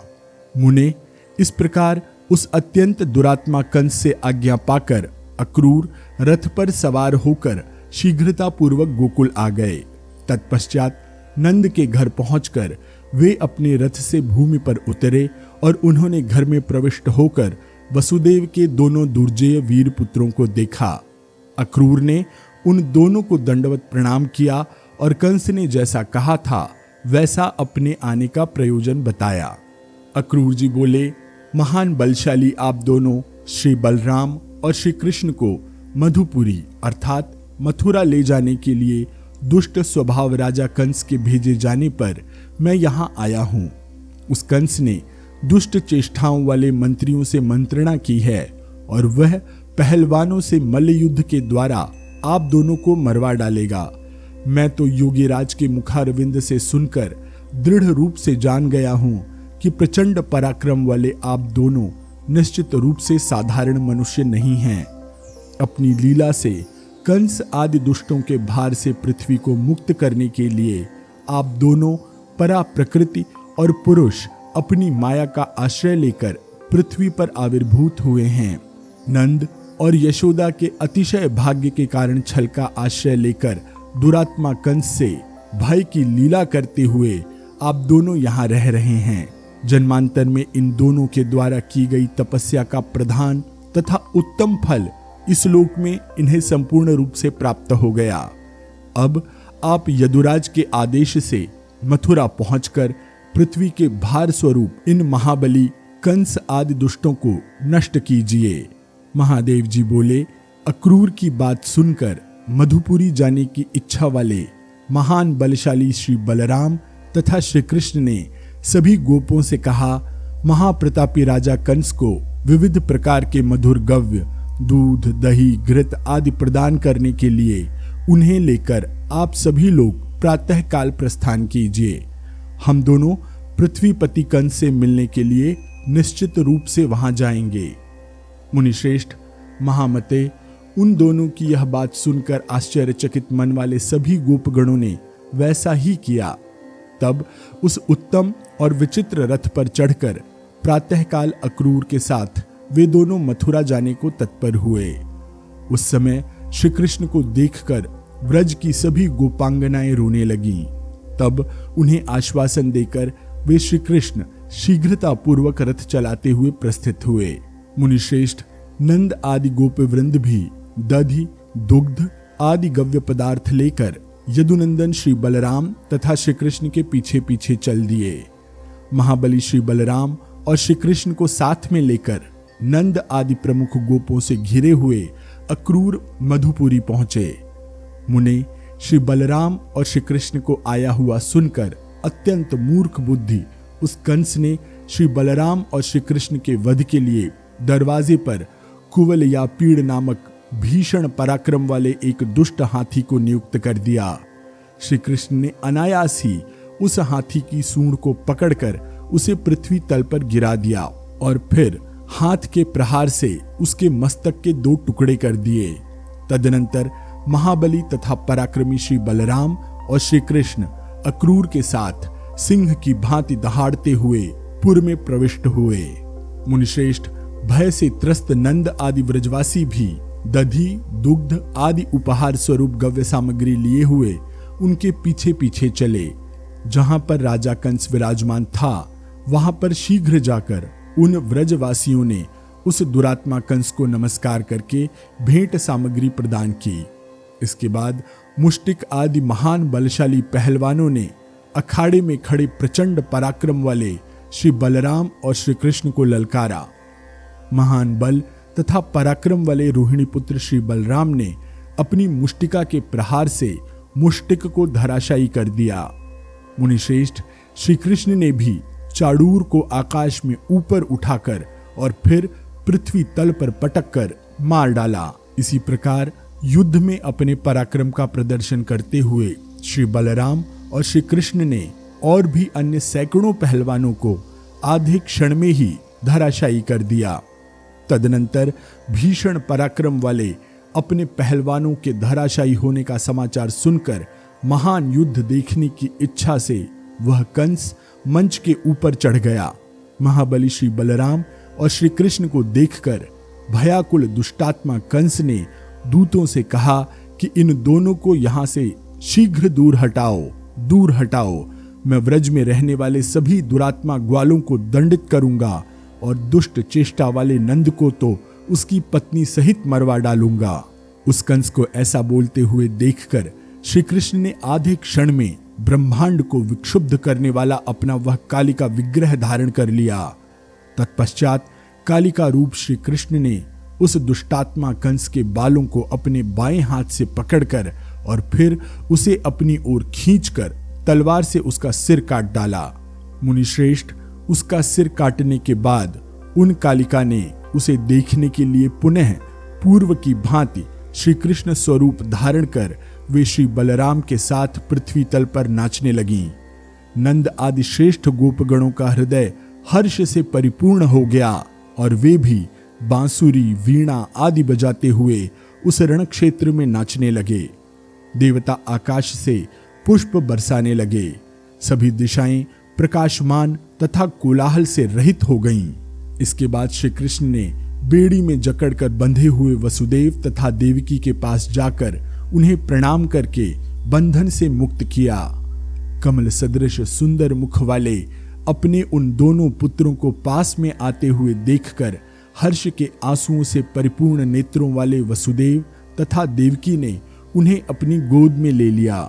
महामुने उस समय पति के शोक से व्याकुल होकर उस कंस की सभी रानियां हाथों से अपने वक्षस्थल तथा सिर पीट पीट कर विलाप करने लगीं। उन सभी रानियों को सांत्वना देकर कमल लोचन श्री कृष्ण ने उस राज्य पर महाराज उग्रसेन को अभिषिक्त कर दिया। इसके बाद आंसुओं से भरे हुए नेत्रों वाले नंद का आलिंगन कर वसुदेव जी अपने प्रिय वचनों से उन्हें प्रसन्न करते हुए कहने लगे। वसुदेव जी बोले, मित्र, मेरे ये दोनों पुत्र आपके घर में बहुत दिनों तक रहे और धर्म के ज्ञाता आपने पिता की भांति इन दोनों का पालन पोषण किया। धर्म को जानने वाली आपकी भार्या यशोदा ने भी सदा अपने पुत्र की भांति ही मेरे इन दोनों पुत्रों का पालन किया। इस प्रकार आप दोनों मेरे पुत्रों के माता पिता हैं। आप परम दयालु हैं और मेरे बंधु हैं। व्रजपते, अब आप इन दोनों कुमारों को मेरे घर में छोड़कर सभी व्रजवासियों के साथ व्रज चले जाइए। मेरी प्रसन्नता के लिए अब आप इस विषय में कोई सोच विचार न करें और सखे यशोदा से भी मेरी यह बात बता दीजिएगा। श्री महादेव जी बोले, मुने, वसुदेव के ऐसा कहने पर अश्रुपूरित नेत्रों वाले नंद लंबी श्वास लेते हुए श्री बलराम और श्री कृष्ण को एक टक देखने लगे। महामते, तदनंतर आंसुओं से डबडबाई आंखों वाले श्री बलराम और श्री कृष्ण भाव विह्वल गदगद वाणी में नंद से बोले कि यहाँ माता पिता अर्थात देवकी तथा वसुदेव एवं अन्य बहुत से दुखित लोगों को संतोष प्रदान करके आपके पास आकर आप दोनों पिता तथा माता का दर्शन करेंगे। उन दोनों के द्वारा कही गई यह बात सुनकर नंद अत्यंत दुखित हुए और विलाप करते हुए व्रजवासियों के सहित अपने नगर व्रज में लौट आए। उनके आने पर कमल के समान अति सुंदर मुख वाले श्री बलराम और श्री कृष्ण को न देखकर सभी गोपांगनाएं रोने लगीं। मुनिश्रेष्ठ, उन गोपियों का शोक दूर करने के लिए श्री कृष्ण ने भक्ति पारायण उद्धव को गोकुल भेजा। वहां पहुंचकर उद्धव ने श्री कृष्ण का संदेश देकर श्री कृष्ण के वियोग जन्य दुख से अत्यंत व्याकुल सभी व्रजवासियों को सांत्वना प्रदान की। तदनंतर वसुदेव जी ने महामुनि गर्गाचार्य को बुलाकर उन दोनों का विधिपूर्वक द्विज संस्कार संपन्न कराया। महान बल वाले महात्मा श्री बलराम और श्री कृष्ण को उन्होंने ही सभी शास्त्रों तथा धनुर्वेद आदि की शिक्षा दिलवाई। अपने बंधुओं को प्रसन्न करते हुए वे दोनों रमणीय मथुरा में रहने लगे। इस प्रकार अक्रूर के साथ मधुपुरी आगमन के अनंतर कंस प्रयाण पूर्वक वसुदेव देवकी की दर्शन प्राप्ति नामक 54वां अध्याय यहाँ पर पूर्ण हुआ। आइए आरंभ करते हैं अध्याय 55वां। इसमें हम सुनेंगे स्वयंवर में न बुलाए जाने पर श्री कृष्ण द्वारा रुक्मिणी का हरण, राजसूय यज्ञ के लिए पांडवों की विजय यात्रा तथा जरासंध वध, राजसूय यज्ञ में श्री कृष्ण की प्रथम पूजा का शिशुपाल द्वारा विरोध तथा उसका वध और द्यूत क्रीड़ा में हार कर पांडवों का वनवास। श्री महादेव जी बोले, इस प्रकार श्याम सुंदर श्री कृष्ण रूप से देवी भगवती ने पृथ्वी के भार स्वरूप दुष्ट चित्त वाले राक्षसों को लीला पूर्वक मार डाला तथा मुनिश्रेष्ठ अन्य दुष्टों के वध के कारण की प्रतीक्षा करते हुए रम्य मधुपुर में श्री बलराम के साथ रहने लगी। भगवान शिव भी स्त्री रूप से 8 विग्रहों में होकर श्री कृष्ण स्वरूपिणी भगवती की प्रतीक्षा करते हुए पृथ्वी पर अपने पिता के घर में स्थित थे। इसी प्रकार भगवान विष्णु देवराज इंद्र द्वारा कुंती के गर्भ से उत्पन्न होकर अपने भाइयों के साथ हस्तिनापुर नगर में रहते थे।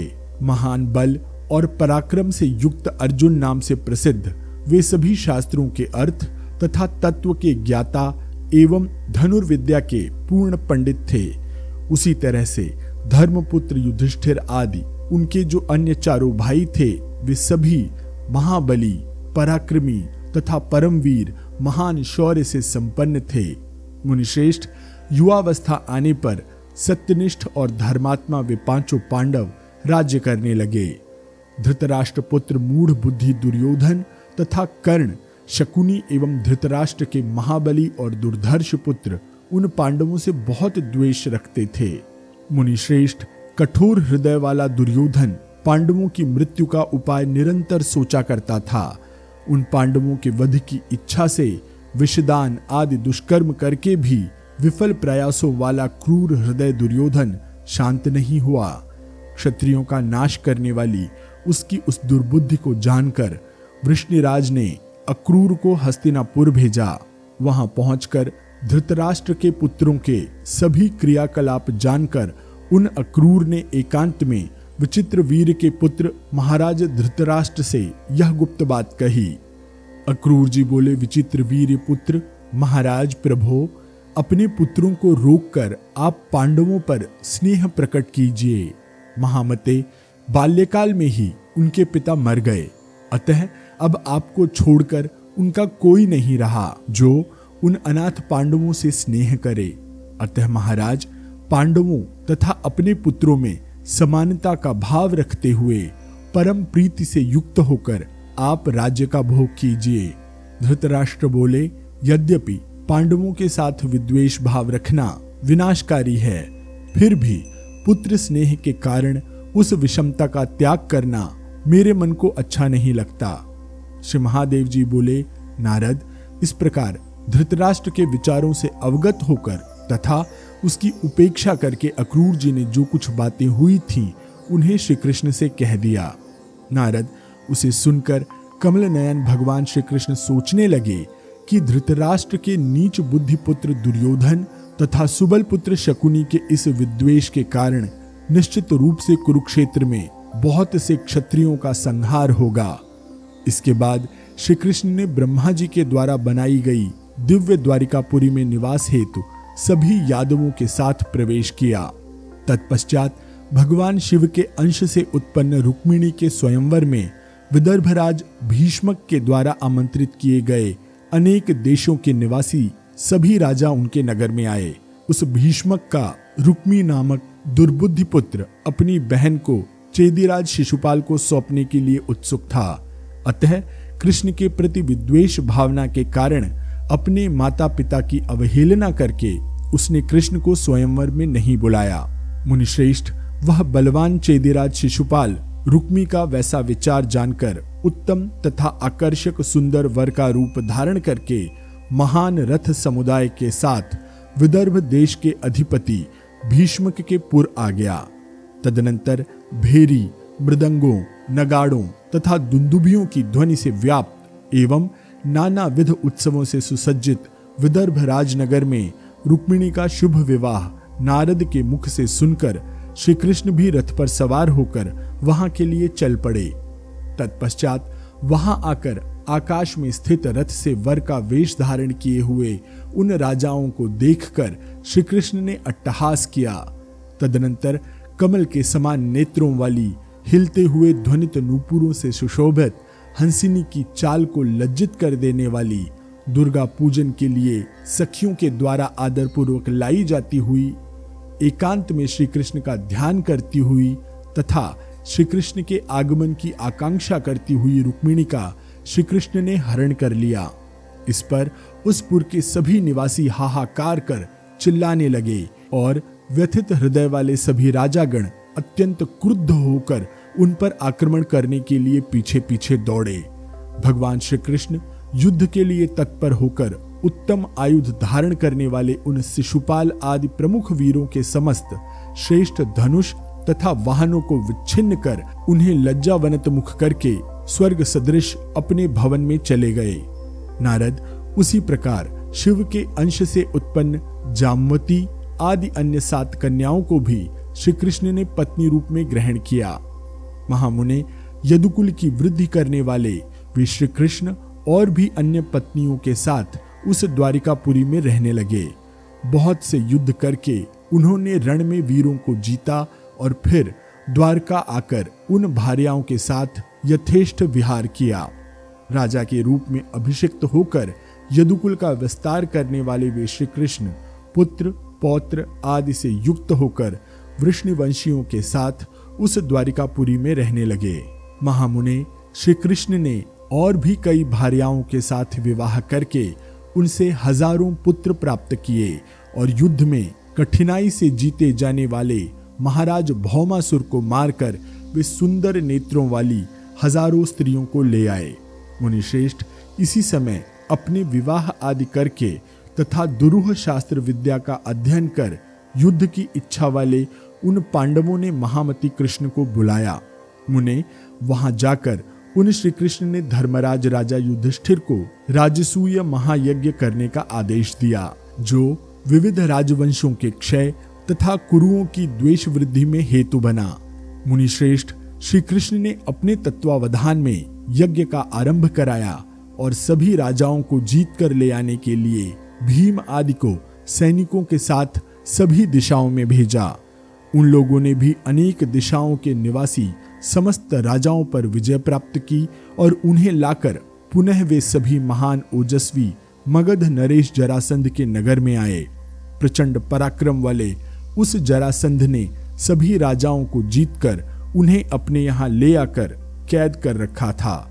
मुनिश्रेष्ठ तत्पश्चात यदुनंदन श्री कृष्ण ने संग्राम में भीमसेन को आगे करके उस जरासंध को शूल से मार गिराया। तदनंतर सभी राजाओं को ले आकर धर्मपुत्र युधिष्ठिर ने समस्त यज्ञों में श्रेष्ठ राजसूय नाम का यज्ञ आरंभ किया। धर्मावतार युधिष्ठिर ने उस यज्ञ में सभासदों के पूजन कार्य में अपने भाई महामती सहदेव को नियुक्त किया। मुनिश्रेष्ठ मुनीश्वरों से आदेश पाकर उन सहदेव ने सभी राजाओं के समक्ष सर्वप्रथम यदुनंदन श्री कृष्ण की पूजा की। उसे देखकर क्रोध से जलता हुआ दुष्टात्मा शिशुपाल धर्मपुत्र युधिष्ठिर कृष्ण तथा यज्ञ की निंदा करने लगा। मुने तत्पश्चात श्री कृष्ण ने राजाओं की उस सभा में पृथ्वी के भार स्वरूप उस शिशुपाल का सिर काटकर उसे मार डाला। उस यज्ञ का ऐश्वर्य देखकर अत्यंत नीच बुद्धि दुर्योधन तथा क्रूर हृदय दुर्बुद्धि कर्ण को भी घोर संताप हुआ।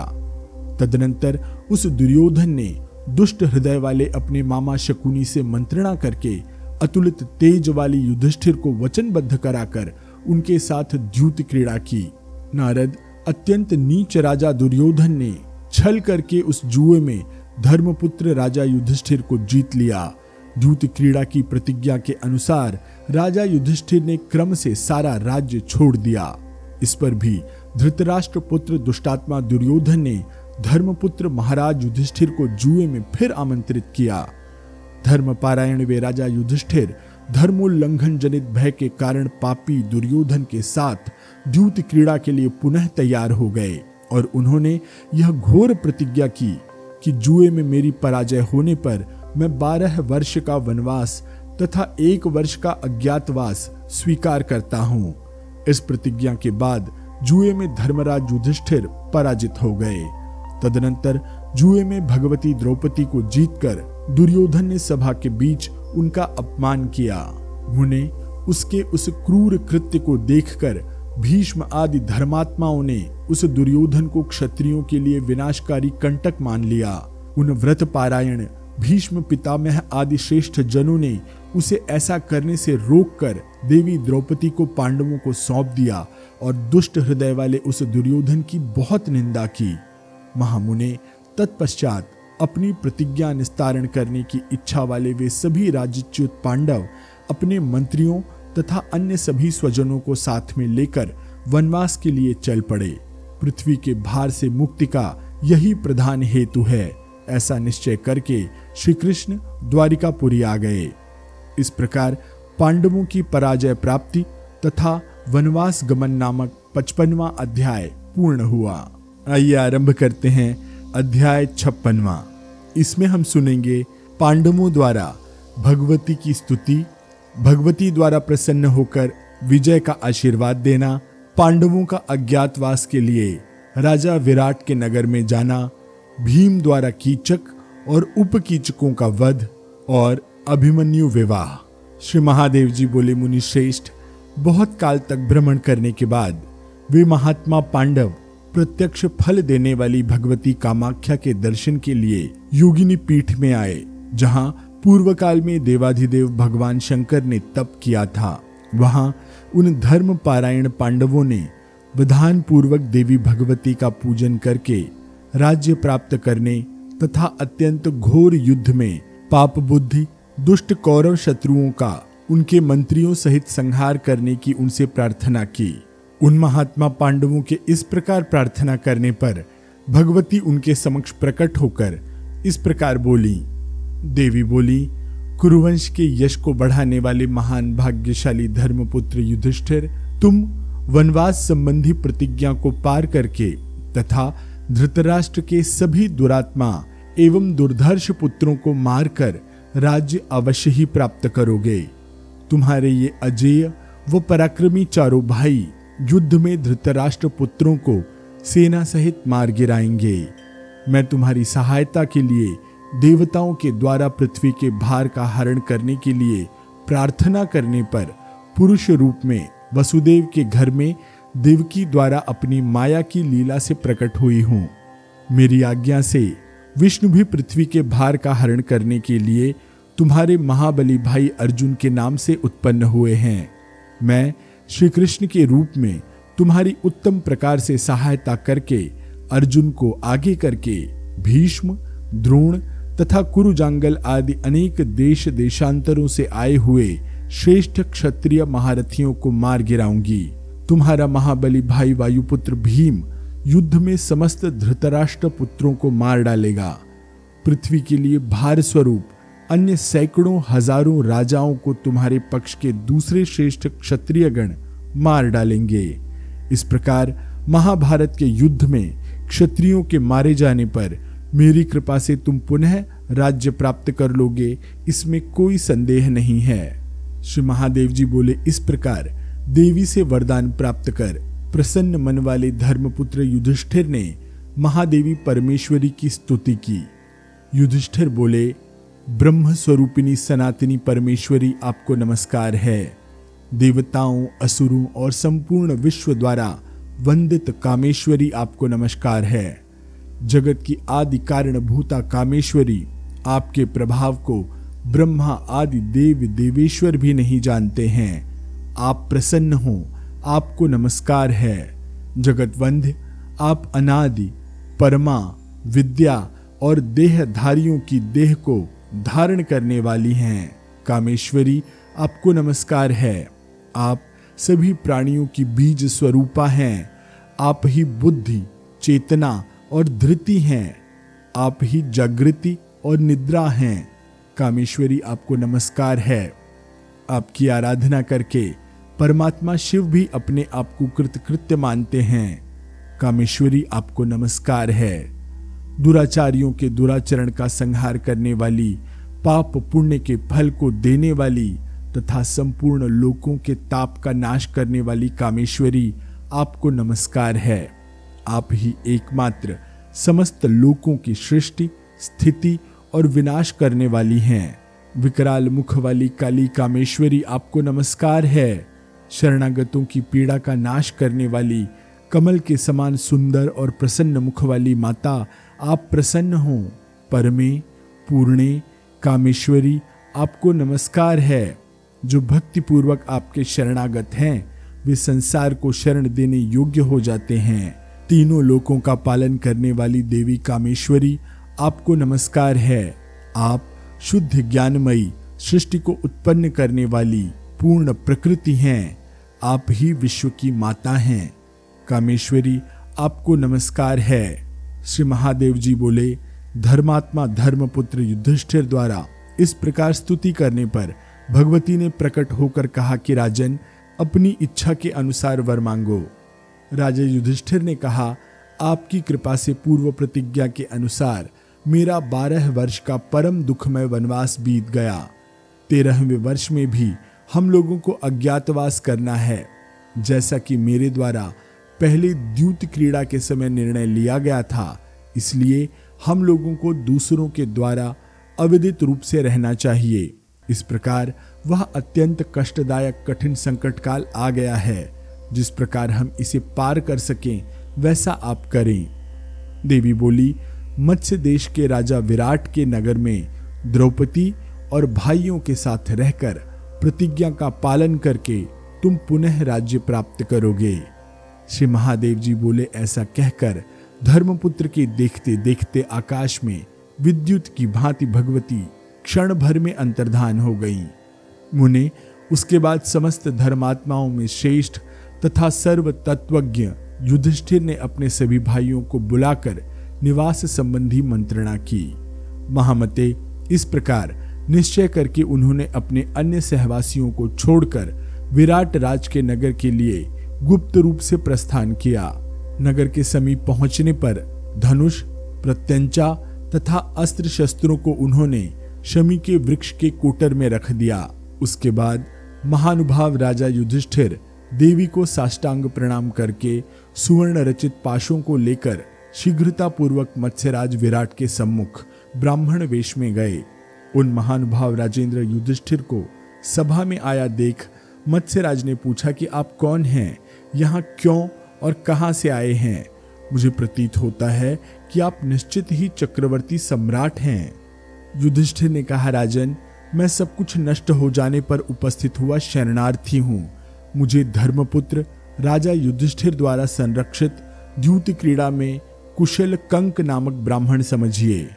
ऐसा सुनकर मत्स्यराज ने उन महाबुद्धिमान धर्मात्मा को स्वयं आदर पूर्वक सभा में संरक्षण दिया। भगवती की कृपा से उस 13वें वर्ष में राजा की सभा में आए हुए उन्हें कोई जान नहीं सका। इसी प्रकार भीम भी उन राजा विराट के पास आए और राजा की सम्मति से पाकशाला में नियुक्त हो गए। स्त्री वेशधारी अर्जुन मत्स्य की अनुमति से उनकी नृत्यशाला में कन्याओं के नृत्य शिक्षक हुए। सर्वांग सुंदरी द्रौपदी भी राजा की पत्नी सुदेशना की सैरंध्री नाम वाली प्रसाधन सेविका होकर राजा के अंतःपुर में रहने लगी। माद्री के दोनों पराक्रमी पुत्र भी उन राजा विराट के पास आए और अश्वशाला तथा गोशाला में नियुक्त होकर रहने लगे। महादेवी की कृपा से उस 13वें वर्ष में इन सभी राजपुत्रों को किसी ने भी नहीं पहचाना। उस वर्ष के 11वें माह में सुदेशना के महल में उसके बलवान भाई कीचक ने सैरंध्री को देखा। वही वृद्ध मत्स्यराज के राज्य का संरक्षक था, अतः उसके प्रस्ताव का उल्लंघन करने का उसमें साहस नहीं था। सुंदर अंगों और दिव्य लक्षणों वाली उस सैरंध्री को देखकर उस कीचक ने अपनी बहन से पूछा कि यह सर्वांग सुंदरी कौन है? क्या ये देवराज इंद्र की पत्नी शची हैं या भगवान विष्णु की पत्नी स्वयं लक्ष्मी हैं? मैंने ऐसी सर्वांग सुंदरी कोई नहीं देखी। सुदेशना बोली, भाई सुनो, यह सैरंध्री है जो महाराजा धीराज धर्मपुत्र युधिष्ठिर के महल से अचानक ही आ गई है। कीचक बोला, यह जैसे भी मुझे शीघ्र स्वीकार करे वैसा करो, नहीं तो मैं अपना प्राण त्याग कर यमलोक चला जाऊंगा। सुदेशना बोली, भाई मैं तुमसे कुछ अद्भुत और रहस्यमय बात बताती हूँ, उसे सुनकर विचार करके बोलो तो मैं तुम्हारा प्रिय कार्य करूंगी। यह रूपवती सैरंध्री जब यहाँ रहने की इच्छा से आई तब मैंने इससे कहा था, सैरंध्री तुम मुझसे 100 गुना सौंदर्यशालिनी हो, तुम मेरी सेविका के योग्य नहीं हो, मेरे लिए भी यह उचित नहीं है। कमल के समान नेत्रों तथा सुंदर अंगों वाली तुम्हें यदि राजा देख लेंगे तो सब प्रकार से तुम्हारे हो जाएंगे। तुम्हारे रूप सौंदर्य पर मोहित राजा तुम्हारी आज्ञा के वश में हो जाएंगे। सैरंध्री वे मेरे पास नहीं आएंगे, इससे बढ़कर मेरा दुर्भाग्य क्या होगा, इसलिए यहाँ तुम नहीं रह सकती, जहाँ इच्छा हो वहां जाओ। उसे सुनकर सैरंध्री ने कहा कि कल्याणी, जब तक मैं आपके भवन में रहूं तब तक कोई पुरुष वहां न जाए। 5 महापराक्रमी गंधर्व मेरे पति हैं, वे ही रात दिन मेरी रक्षा करते रहते हैं। इस पृथ्वी पर कोई भी अन्य पुरुष मुझ पर बल प्रयोग करने में समर्थ नहीं है, इसलिए रानी मुझे अपने समीप रखने में आपको भय नहीं है। ऐसा सुनकर मैंने अपने महल में सैरंध्री को रख लिया। यदि ऐसा नहीं होता तो मेरे सुख का नाश करने वाली इसे अपने घर में क्यों रखती। अतः तुम यदि इस सुंदरी सैरंध्री के पीछे पड़ रहे हो तो वे 5 गंधर्व तुम्हें निश्चित ही मार डालेंगे। कीचक बोला, मैं सत्य कहता हूं कि मुझे गंधर्वों से भय नहीं है। अपने बाहुबल का आश्रय लेकर मैं उन आए गंधर्वों को मार डालूंगा।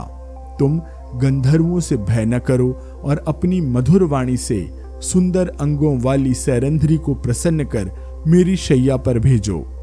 श्री महादेव जी बोले, तब सुदेशना ने सैरंध्री को बुलाकर मुस्कुराते हुए कहा, सैरंध्री कीचक के महल में जाओ, कल्याणी वह तुम्हें चाहता है, तुम उस सुंदर रूप वाले कीचक को अंगीकार करो।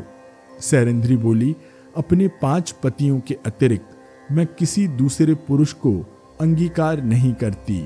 वह अत्यंत पापी और अत्यंत मंद बुद्धि वाला मुझ पर बल प्रयोग करने में समर्थ नहीं हो सकता।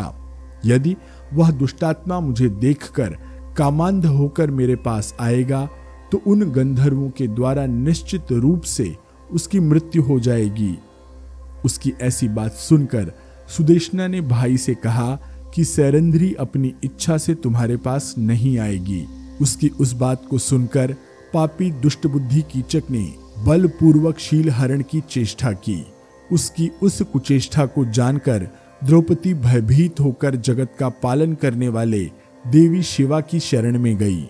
द्रौपदी बोली, शरणागतों के दुख दारिद्र्य का नाश करने वाली, सबकी रक्षा करने वाली जगत जननी देवी दुर्गा, आप प्रसन्न हो। दुष्टों को स्तंभित करने वाली, विश्व को मोहित करने वाली चैतन्य रूपिणी, विश्व की अधिष्ठात्री विश्वेश्वरी, कात्यायनी, महेश्वरी, आपको नमस्कार है। दुर्गा, आप मोह स्वरूपा और शुद्ध ज्ञान स्वरूपा हैं।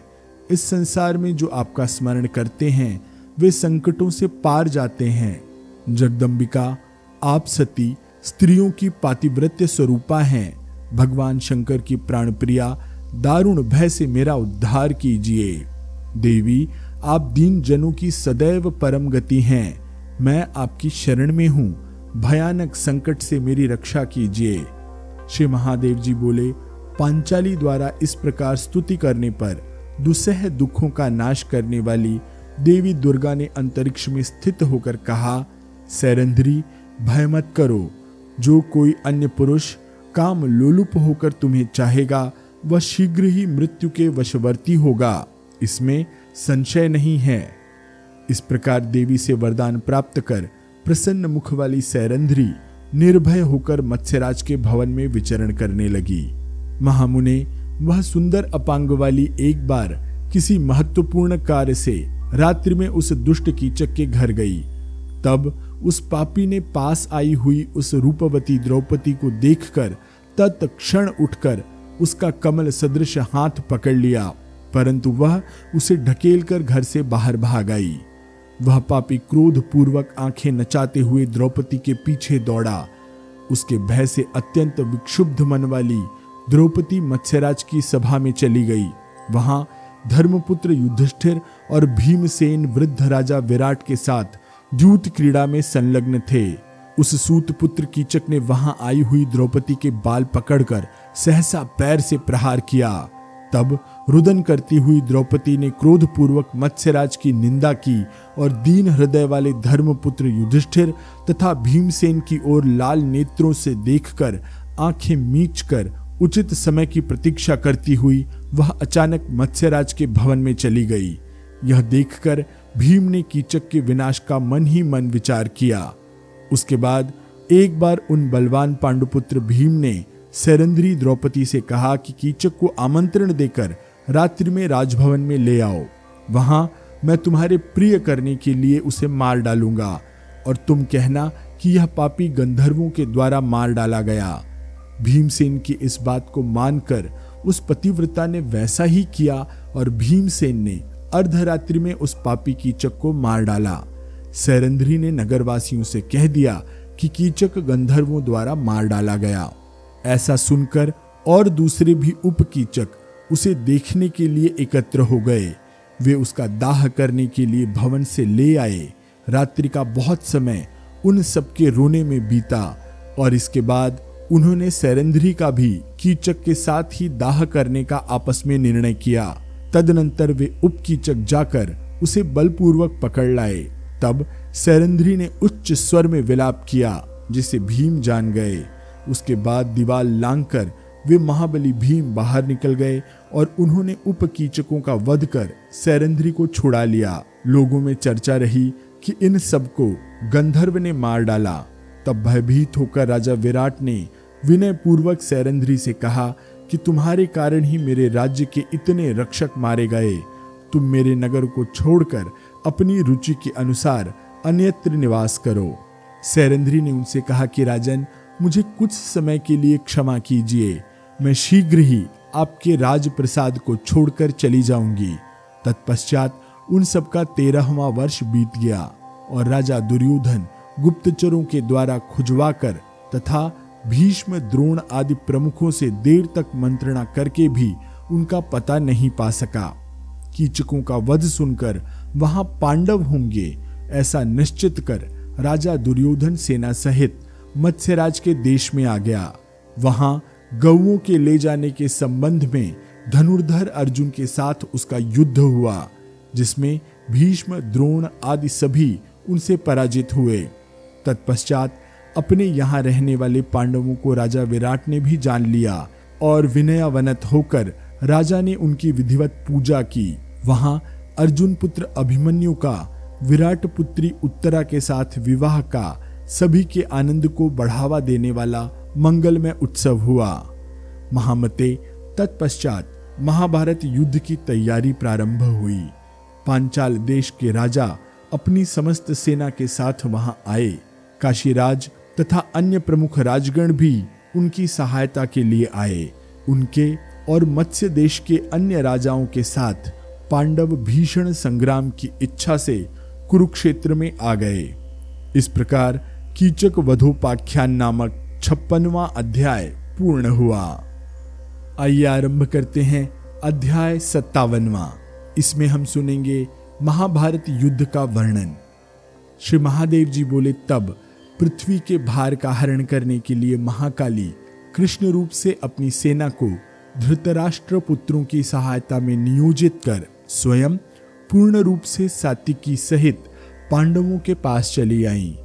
महामते, अनेक देशों के निवासी राजागण पांडवों और कौरवों की सहायता के लिए आए। महामुने, क्षत्रियों का वैसा एकत्रीकरण न कभी हुआ था न होगा। उस समय वह धर्म क्षेत्र कुरुक्षेत्र अनेक देशों के गज, अश्व, रथ और पैदल सैनिकों से व्याप्त हो गया था। संसार का सर्वथा विनाश कर देने वाली उस युद्ध संबंधी तैयारी को देखकर भीष्म आदि महात्माओं ने दुर्योधन को रोका। श्रेष्ठ तत्वज्ञ भगवान वेदव्यास ने स्वयं आकर पुत्र सहित धृतराष्ट्र को बार बार रोका, लेकिन काल पाश से जकड़े हुए राजा धृतराष्ट्र ने व्यास की बात नहीं मानी और कर्ण के परामर्श के अनुसार युद्ध के लिए निश्चय किया। इसके पश्चात धृतराष्ट्र पुत्र अपने मंत्रियों के साथ युद्ध के लिए शंखों, नगाड़ों और दुंदुभियों की ध्वनि तथा रथों के धुरों की घरघराहट से पृथ्वी तल को कपाते हुए निकल पड़े। उन्हें आया देखकर पांडव पक्ष के महारथियों ने बार बार शंख ध्वनि के साथ सिंहनाद किया। उस ध्वनि ने पृथ्वी और आकाश को गुंजायमान करते हुए धृतराष्ट्र पुत्रों के मन तथा तेज को सब प्रकार से खींच लिया। तब धर्मपुत्र राजा युधिष्ठिर युद्ध में मोर्चा बांधकर डटे हुए भीष्म, द्रोण आदि प्रमुख गुरुजनों को पृथक पृथक प्रणाम कर और उनसे युद्ध के लिए आज्ञा लेकर पुनः अपने रथ पर आ गए। उसके बाद उन सभी पांडवों ने उत्तम रथों से नीचे कूदकर युद्ध में विजय प्राप्ति के लिए भगवती जगदम्बा की स्तुति की। पांडव बोले, देवताओं के द्वारा पूजित चरण कमलों वाली तथा जगत के उद्भव, पालन, संहार की कारण स्वरूपिणी कात्यायनी, भीषण दुष्टों का नाश करने वाली देवी, त्रिपुरारी पत्नी, संसार के महान कष्टों को दूर करने वाली दुर्गा, हम पर प्रसन्न होइए। आप सर्वदा दुष्ट दैत्यों का संहार करती हैं, दुष्टों को विमोहित करती हैं और भक्तों के दुख का हरण करती हैं। जगत व्यापिनी, अचिंत्य रूपा, जो प्राणी त्रिलोकी में आपकी आराधना करता है उसे कोई कष्ट कभी भी पीड़ित नहीं करता। जगत जननी, आप भगवती को प्रणाम करके ही ब्रह्मा जगत का सृजन करते हैं, विष्णु पालन करते हैं और शंभु संहार करते हैं। माता, आप समय समय पर अपनी लीला से उन त्रिदेवों का भी सृजन, पालन तथा विनाश करती हैं, किंतु आपका नाश किसी से कभी नहीं होता। दुखों का हरण करने वाली भगवती, जो लोग युद्ध क्षेत्र में आपका स्मरण करते हैं उनके शरीर में शत्रुओं के बाण प्रवेश नहीं कर पाते, अपितु श्रेष्ठ राक्षसों का संहार करने वाली देवी शत्रुओं के शरीर में पूंछ तक प्रविष्ट होने वाले उनके बाण उन शत्रुओं के प्राण हर लेते हैं। जो मनुष्य अत्यंत दुर्गम तथा भीषण संग्राम में आपके मंत्र का जाप करता है, शत्रुगणों को वह साक्षात काल के समान दिखाई देता है। जिसके मुख से आपका ब्रह्माक्षर रूप मंत्र उच्चारित होता है, आप निश्चित रूप से उसे विजय प्रदान करती हैं। परमेश्वरी, जो लोग भय की स्थितियों में आपका आश्रय ग्रहण करते हैं उन्हें इस लोक में तथा परलोक में कहीं भी भय नहीं होता और दूर से ही उनसे भयभीत होकर दुष्टजन त्रस्त होते हुए सभी दिशाओं में भाग खड़े होते हैं। पूर्व काल में देवासुर संग्राम में देवराज इंद्र ने आपकी आराधना करके ही राक्षस समुदाय का संहार किया था और उसी तरह श्री रामचंद्र ने भी आपकी उपासना करके राक्षस कुल का वध किया था। देवी, आपकी आराधना के बिना यहाँ विजय संभव नहीं है, अतः हम विजय प्रदान कराने वाली जगत के प्राणियों द्वारा एकमात्र वंदनीया, विश्व की आश्रय स्वरूपिणी तथा ब्रह्मा विष्णु के द्वारा भली भांति पूजित चरणों वाली आप भगवती की आराधना करते हैं।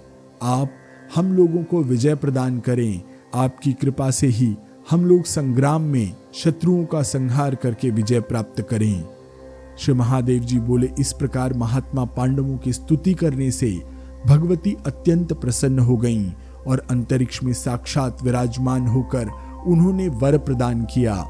देवी बोली, आप लोग मेरी कृपा से रणक्षेत्र में शत्रुओं को बार बार मारकर इस राज्य को निष्कंटक रूप में प्राप्त करेंगे। पृथ्वी का भार मिटाने और आप लोगों की विजय के लिए मैं अपनी लीला से वासुदेव श्री कृष्ण के रूप में उत्पन्न हुई हूँ। अर्जुन के विशाल कपिध्वज रथ में वासुदेव स्वरूप से सदा स्थित रहकर मैं निश्चित रूप से आप लोगों की रक्षा करूंगी। संसार में जो लोग इस स्तोत्र से भक्तिपूर्वक मेरा स्तवन करेंगे उन्हें मैं सदा विजय प्रदान करूंगी, इसमें संदेह नहीं है। श्री महादेव जी बोले, इस प्रकार यह वर प्राप्त कर महारथी पांडुपुत्रों का मुख कमल प्रसन्नता से खिल उठा और उन्होंने युद्ध में अपनी विजय का निश्चय कर लिया।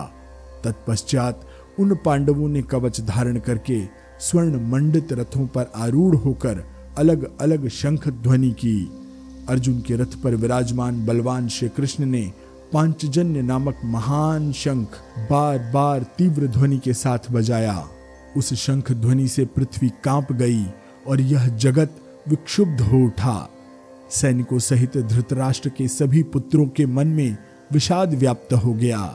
लोक में महारथी के रूप में प्रसिद्ध भीष्म कौरवों के सेनाध्यक्ष बने।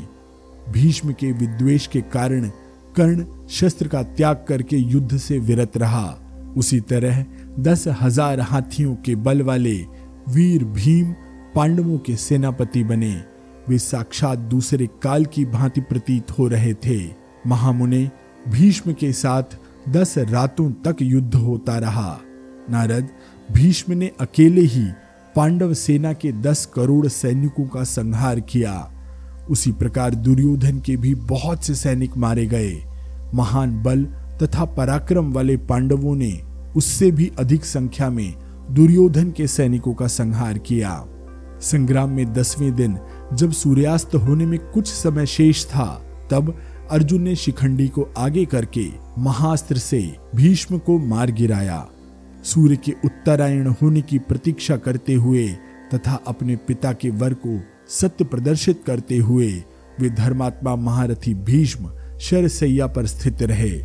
तदनंतर द्रोणाचार्य को सेनापति बनाकर कर्ण आदि प्रमुख योद्धाओं ने 5 दिन तक पुनः भीषण संग्राम किया। दुर्योधन के सैनिकों ने अन्यायपूर्ण युद्ध का आश्रय लेकर सुभद्रा पुत्र महारथी अभिमन्यु को उस संग्राम में मार डाला। तब महान बल तथा पराक्रम वाले अर्जुन ने जयद्रथ को सूर्यास्त तक मार डालने की प्रतिज्ञा करके अपनी बाण वर्षा से उसे मार डाला। इसी प्रकार दोनों ओर की सेनाओं के अन्य लोग भी मारे गए। 5वें दिन द्रुपद पुत्र धृष्टद्युम्न के द्वारा द्रोणाचार्य मारे गए।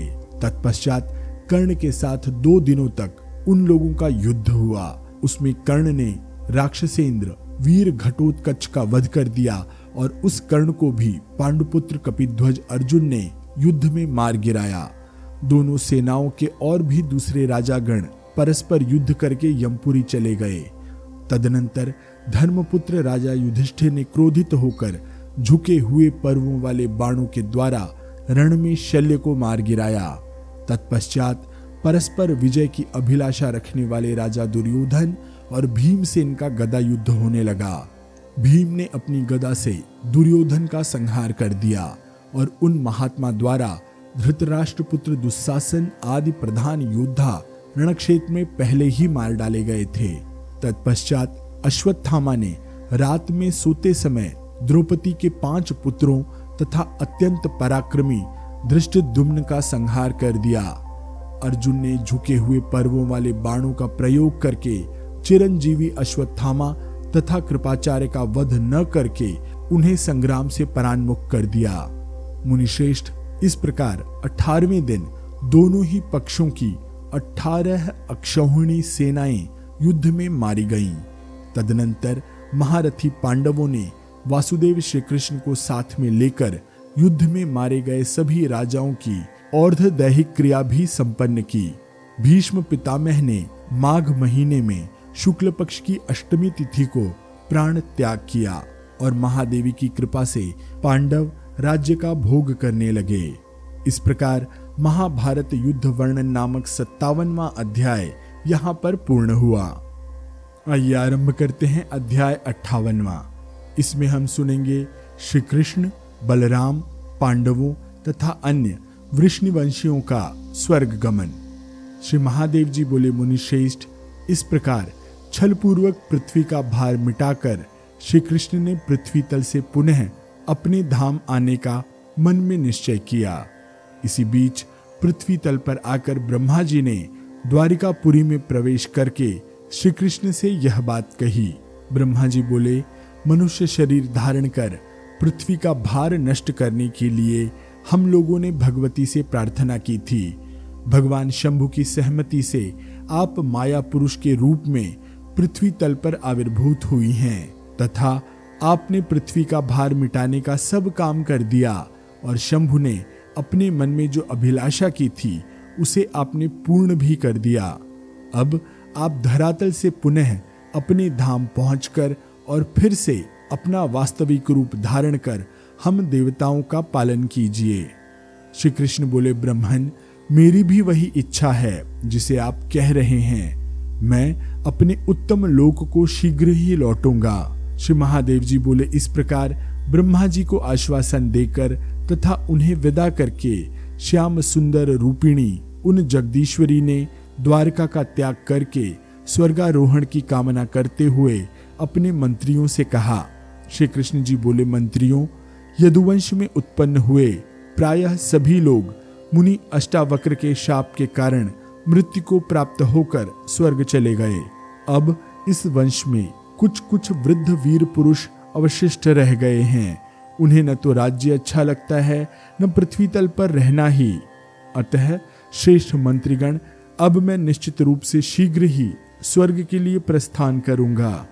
आप लोग तत्काल हस्तिनापुर में दूत भेज दीजिए और वे वहां जाकर युधिष्ठिर, शत्रुओं का दमन करने वाले मेरे सखा अर्जुन, महाबली भीम और नकुल एवं सहदेव से ब्रह्मा जी के परामर्श के अनुसार मेरे स्वर्गारोहण के निश्चय की बात बता दें। श्री महादेव जी बोले, श्री कृष्ण की इस आज्ञा से दुखी मन वाले सभी मंत्रियों ने शीघ्र ही दूतों को हस्तिनापुर भेजा। उन दूतों ने वहां जाकर धर्मपुत्र महाराज युधिष्ठिर तथा अन्य पांडवों से श्री कृष्ण स्वर्गारोहण के लिए उद्यत हैं ऐसा कहा। मुनि, वह बात सुनकर वे पांडव अत्यंत दुखी हुए और उनके अनुगमन का निश्चय करके वे भी उनके यहाँ आ गए। द्रौपदी आदि सभी स्त्रियां भी कृष्ण का अनुगमन करने के लिए मन में निश्चय करके शीघ्रता पूर्वक द्वारिका पहुंच गईं। कृष्ण के स्वर्गारोहण की बात सुनकर अन्य बहुत से लोग भी कृष्ण का अनुगमन करने की इच्छा से उनके पास आ गए। उनकी यथोचित पूजा करके कमल के समान नेत्रों वाले श्री कृष्ण आंखों में आंसू भरकर मधुर तथा गंभीर वाणी में उनसे कहने लगे। श्री कृष्ण जी बोले, महाराज युधिष्ठिर, मित्र अर्जुन, वृकोदर भीम, मेरे पुर तथा जनपद के निवासियों का आप लोग सदा सर्वदा पालन कीजिएगा, क्योंकि अब मैं पृथ्वी लोक से स्वर्ग चला जाऊंगा। श्री महादेव जी बोले, उनका यह वचन सुनकर वे पांडव अत्यंत दुखित हुए और अश्रुपूरित नेत्रों वाले पांडव महात्मा श्री कृष्ण से अलग अलग कहने लगे। युधिष्ठिर बोले, प्रभु, मैंने तो आपका अनुगमन करने के लिए मन में निश्चय कर लिया है। आप ऐसा जान लें श्री कृष्ण, मैं इस पृथ्वी तल पर आपके बिना एक क्षण भी नहीं रहूंगा। भीम बोले, यदुनंदन, मैं भी आपका अनुगमन करूंगा। कृष्ण, मैं आपके बिना पृथ्वी पर किसी भी प्रकार नहीं रह सकता। अर्जुन बोले, यदुनंदन, आप मेरे प्राण हैं, आप मेरी आत्मा हैं, आप मेरी गति हैं तथा आप ही मेरी मति हैं। मैं आपके बिना इस भूमि पर क्षण भर भी नहीं रह सकता। नकुल बोले, जगदीश्वर, मैं आपका अनुगमन करूंगा। मैं आपके बिना पृथ्वी तल पर एक क्षण भी नहीं रह सकता। सहदेव बोले, स्वामिन, आपका अनुगमन करने का मेरा निश्चय है। मैं इस पृथ्वी पर कहीं नहीं रहूंगा। आप मेरे प्राण, गति तथा शक्ति हैं और तीनों लोकों में मेरे रक्षक आप ही हैं। श्री महादेव जी बोले, इस प्रकार महात्मा पांडवों का यह निश्चय जानकर भगवान श्री कृष्ण अपने अंश से उत्पन्न द्रौपदी से मुस्कुराकर यह वचन कहने लगे। श्री कृष्ण जी बोले, कृष्णे, क्या तुम भूलोक में रहोगी अथवा स्वर्ग चलोगी? द्रुपदात्मजे, जो तुम्हारी इच्छा हो उसे मुझे शीघ्र बता दो। द्रौपदी ने कहा, मैं आपके अंश से आविर्भूत हूं और आप आद्या पराशक्ति कालिका हैं। जिस प्रकार जल क्षण भर में जल में मिल जाता है, उसी भांति मैं आपका अनुसरण करूंगी। श्री महादेव जी बोले, इसके बाद श्री बलराम ने वहां आकर स्वर्गारोहण के लिए उद्धत त्रिलोकपति श्री कृष्ण से रोते हुए कहा, यदि आप पृथ्वी लोक छोड़कर स्वर्ग जाना ही चाहते हैं तो वृष्णि वंश में उत्पन्न सभी लोगों को साथ लेकर अविलंब चल दीजिए। राजन, वृष्णि वंश में उत्पन्न ये सभी राजागण आपके बिना इस पृथ्वी पर कभी नहीं रहेंगे। श्री महादेव जी बोले, तत्पश्चात रेशमी पीतांबर धारण करने वाले कमल नयन श्री कृष्ण विप्रों को धन देकर शीघ्रता पूर्वक अपने पुर से निकल पड़े। उनके पीछे पीछे समस्त वृष्णियों के साथ श्री बलराम जी अपने मंत्रियों तथा स्त्री समुदाय के साथ पांडव भी चल पड़े। मुने वे सभी समुद्र के किनारे पहुंचे और उनके पीछे पीछे अनेक देशों के जनपदों के निवासी भी वहां पहुंच गए। इसी समय नंदी सिंह के द्वारा खींचा जाने वाला रत्न जटित रथ लेकर अंतरिक्ष से वहां आ गए। मुनिश्रेष्ठ ब्रह्मा जी भी कई हजार रथ लेकर देवताओं के साथ अंतरिक्ष में विराजमान हो गए। समुद्र के तट पर आए हुए कृष्ण को देखकर श्रेष्ठ देवताओं ने प्रसन्न चित्त होकर महान पुष्प वर्षा की। वे अनेक प्रकार के मृदंग, नगाड़े और सैकड़ों घंटे बजाने लगे एवं अप्सराएं नाचने लगीं। इस प्रकार महान मंगलोत्सव किए जाने पर कमल सदृश नयनों वाले कृष्ण ने अचानक काली का रूप धारण कर लिया।